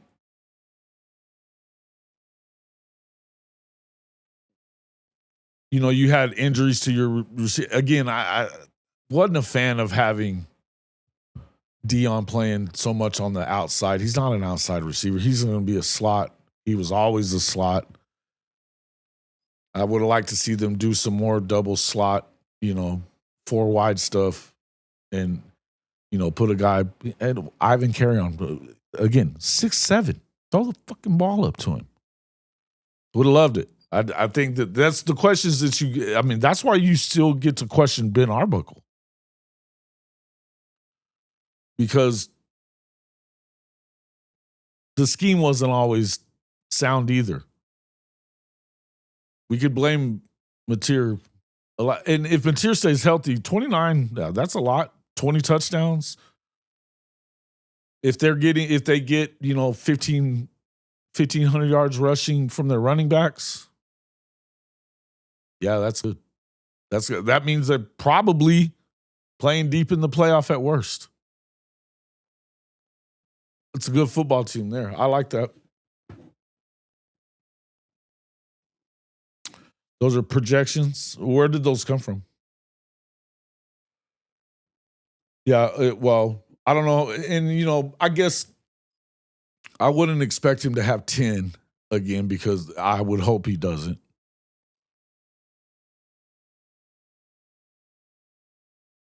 What up, Mars Jams? My guy.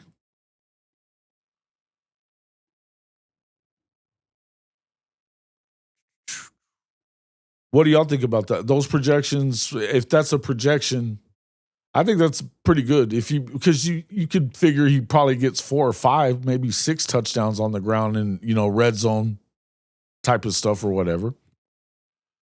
Got tight ends that can, you could run quarterback power behind Hayden Hansen. Maybe he doesn't get hit a ton. I can see that. I just don't want him carrying the ball the lion's share of the time. I think that looks like it's probably pretty good. That would be pretty good. I'd like to see what are the projections for running back room, and it could be any number of those guys. I don't really care who it is. I think that Tory Blaylock's going to have a great season. I think he's going to have a great season. I think X-Rob could have a hell of a season if he stays on the field. If he doesn't, I think Jonathan Hatton's going to have a hell of a season too.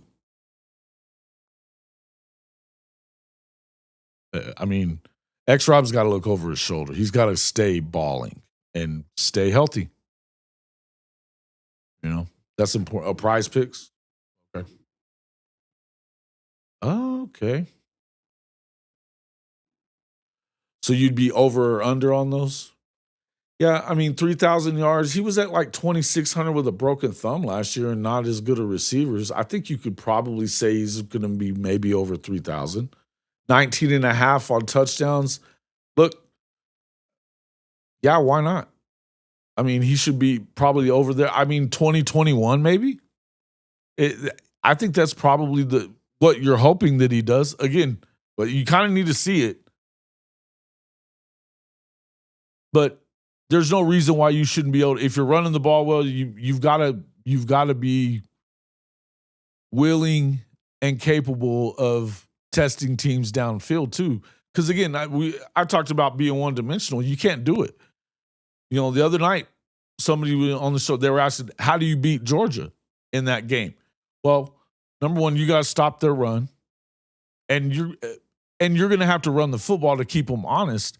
What you really have to make sure that you do in that game, and this is where they've beaten teams, over the whole time that Kirby's been there, is that they haven't had to add extra guys to stop the run or to get pressure on quarterbacks. You got to make sure that they have to do that this year. You've got to throw the ball well enough, to get them out of the box, and you're going to have to run the ball well to have them committing more guys to the box, which opens up your passing game. It sounds so easy, but it's basic. There's nothing crazy that you have to do. But at the end of the day, I think you're not going to beat Kirby Smart at what they do best. I think what you have to do is keep them honest, but Mateer's going to have a good game throwing the ball. At some point, he's going to have to make a big play down the field. They should have plenty of receivers to do that. Hit the tight ends for all I care. I don't care. Do that. That'd be awesome. There's been some talk about maybe Ivan Carry on playing tight end. I don't know. we've been kind of all asking for that for a while. I don't know that it's going to necessarily happen, but I keep hearing about it. Different shows. Maybe he does. Again, another big target. Maybe not a great blocker, but he's not bad at it. I've never seen the kid drop a football. And it's a big target. And again, if you need to hit downhill, get some chunk plays in the passing game to make sure that, they're not just making sure that they don't let you run the ball, wouldn't hurt. Can't be one-dimensional. That's the thing with that. And again, I think it's still going to be a tough place. It's just a tough environment. I think they're not going to hand you the football game. They're not going to have a bunch of turnovers and do a bunch of stupid shit. They're not. Are they better in the pass rush? Are they able to get home in the pass rush this year? They weren't able to really much last year, particularly against Ole Miss. That's it's tough, but I think it's winnable. And you kind of have to wait and see if they do. I would think the TDs are the safe bet on those OU plays. The yardage tends to go under. I did cash it in on Jackson Arnold passing yards under 2 years ago. Yeah, he did. Shit, he didn't throw the ball. He was afraid to throw the shit. After he got what's our guy that ended up going to Maryland last year? Why am I forgetting his name? When he got him hurt in that first game, he hit that deep ball to him, and then he got hurt on the play. He was afraid to go downfield forevermore after that. Even the year later in Auburn. With Singleton and Cam Coleman, he didn't want to throw the fucking ball down the field. Jackson Arnold. UNLV quarterback.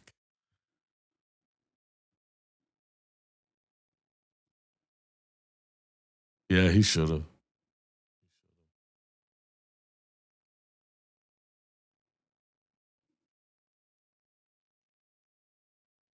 No, it wasn't for Oklahoma. The last 2 years, offenses overall has been unfun to watch. It's just not what look. It's one thing to not be as prolific offensively as you were in the past because, you're playing complementary football. But you have to be able to take advantage of the good fortune that defense puts you in so many times. You have to be able to do that. Look, again, I think they've addressed this. I think the offensive line is going to be good. I think they'll have a good game plan. Arbuckle's going to call the plays, but the game plan is probably going to come from Kevin Wilson. That's a good thing. And if Buckle's listening, he should be listening to those guys. And I think Kobe, was it you that was asking earlier if Dalen McCullough was going to have the ability to play the guys he wanted to in the backfield? Yeah, he wouldn't be there if he wasn't. But I do agree with what you were saying. The last 2 years, both of those dudes kind of dictated who was going to play everywhere on the offense. Maybe not the O-line for Buckle. But as far as skill guys were concerned, he had his favorites and the guys he didn't like. No doubt.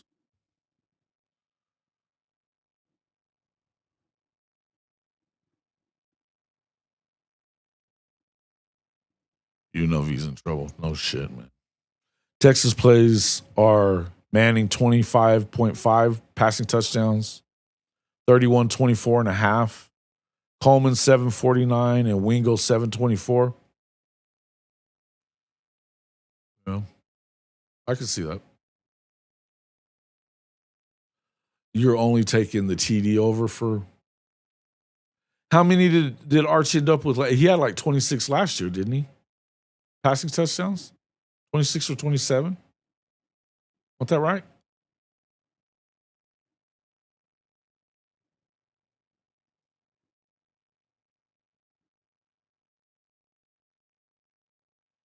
About Rhett? Arnold isn't OU's biggest bust. Rhett Bomar, #1 quarterback that year. He's still the highest ranked quarterback they ever signed. Highest ranked recruit? Maybe not anymore on that. Might be Stoney now, right? Either he still might not have been ahead of, I don't think he's ahead of AD. There ain't no damn way that Rhett Bomar was better than AD. He was a bust because he didn't play. He was pretty good the year before. Look, I met the dude in Vegas. Got to tell you, I wasn't a fan.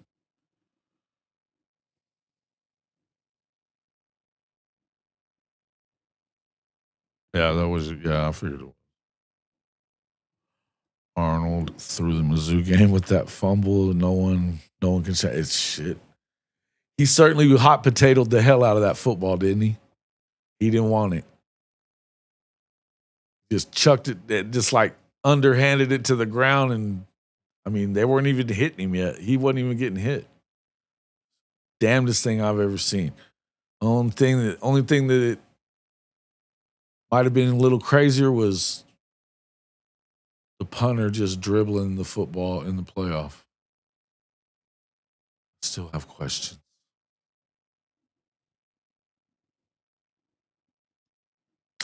Oh, white boy slick, you can't do it, man. Okay, well, he tears it up at UNLV and gets drafted in the late rounds or walks on an NFL team and produces. Why would you say that? He had Cam Coleman and Kevin Singleton at Auburn last year and wouldn't throw the damn ball. Wouldn't throw it. Sitting there patting the baby. Hey, man, Jackson gonna have to show me. You think I'm hard on Mateer? Shit. Yeah. Omar is the highest rated non-running back. Okay. I thought that. Caleb Williams is the highest rated quarterback. Is he? Roddy Wheat. What's up, dog?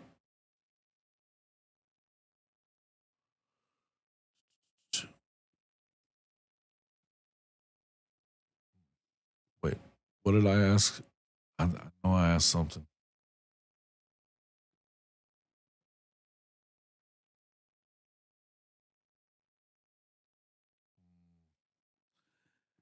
Yeah, I'm not giving Jackson Arnold that excuse. And they weren't bad on the O-line. Listen, they had their moments and they did get hurt. They had their best lineman got hurt against Oklahoma and only played I think the midway through the second quarter. Yeah, it got ugly for Jackson. A lot of that wasn't because he didn't have time to get the ball out. It was because he sat there and patted he was not going to throw into anything that he considered a remotely tight window. Scared to death. Whatever happened in that bowl game when they lost to Arizona and he had those, 4 turnovers total. Could only imagine what was said afterwards, and I'm sure it wasn't very nice. And again, I get it. But we'll see. We shall see. We sacked him 10 times. I just told you part of it was the best O-lineman they had got hurt early. The other part was Jackson was not going to throw the ball. He didn't even want to throw it to Cam or Kevin Singleton. He was broken. Now, Seth may have broke him the year before that. That wouldn't surprise me.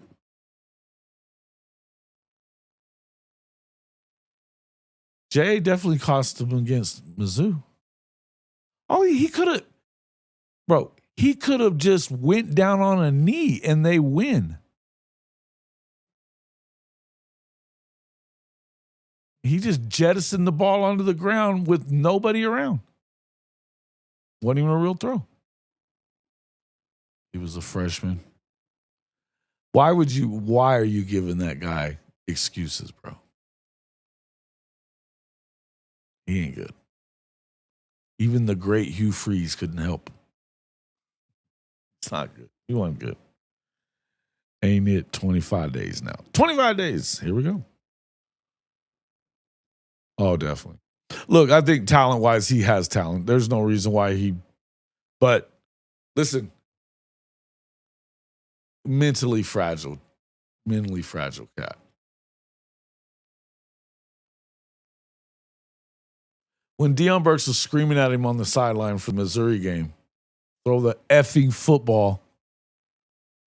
Then he gets Deion laid out in that game, not that long after that.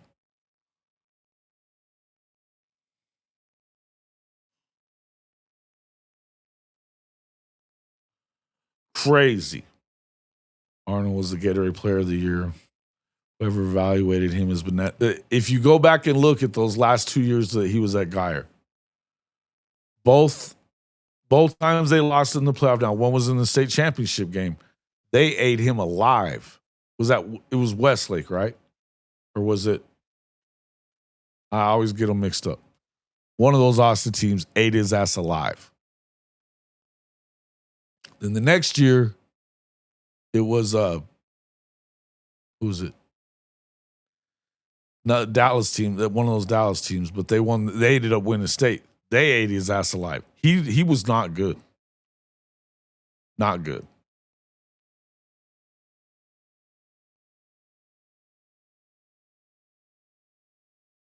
Right.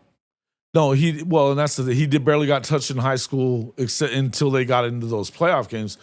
They didn't, and from what I understand, I heard there was a lot of people talking about that his coach didn't like the defense that like Eli and Peyton were not picking him off in practice either. Didn't allow shit like that.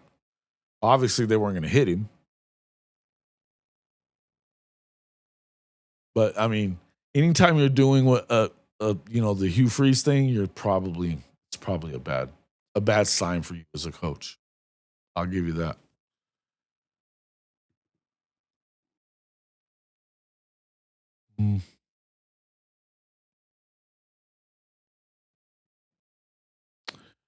Listen, man. When I was in school and I was a receiver on the varsity and like during junior high and stuff on the A team, I had to play B team quarterback. I know all about get the shit kicked out of you, but some guys he just wasn't it. He was definitely soft. Never had to have an internal rush clock in high school. He was behind one of the best O-lines in high school. Except for those games that they got their ass whipped in the state championship game, they permanently implanted in his ass, O-line or not. And the same thing the year after that. Who was it? It was the school that Wisner went to, BV or Benji.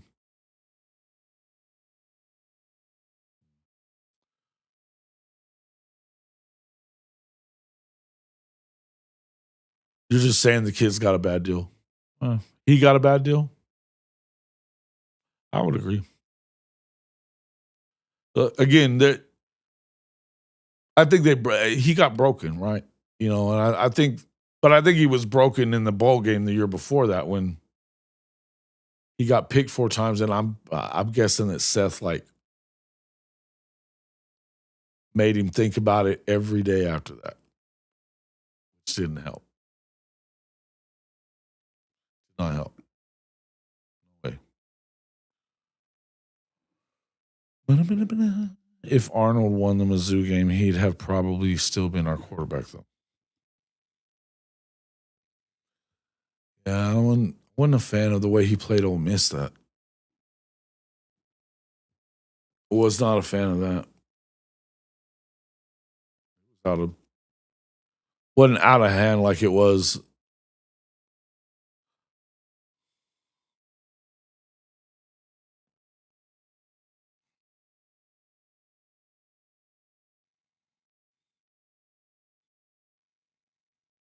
All right. I'm going to get out of here.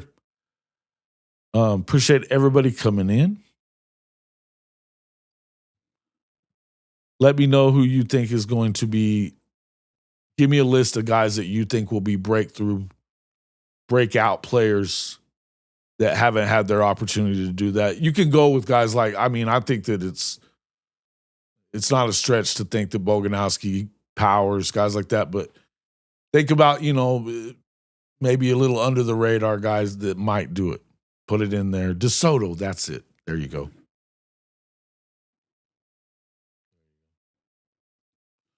By the time we were to the Bama game, it was clear Arnold was gone at the end of the season. He'd leave or the coaches were going to push him out. Yeah. And the only reason that Brent felt bad about him burning the red shirt because he wasn't going to when Hawkins, the South Carolina game screwed the whole thing up because he put him in because dumbass Seth, Bauer Sharp one-on-one against first-round draft pick edge guys, 2 of them, getting him blown up. And, he had the 3 turnovers. That was early on. But, that's the worst scheme I've ever seen. Worst. Stupidity. You didn't even have the tackles chipping the guy. Nothing. Put a hand on him and then, block down. Do whatever. Come on, bro. Come on. So crazy. Just so crazy. All right, guys. Appreciate everybody coming in. We will see you all on the next one. Orange down.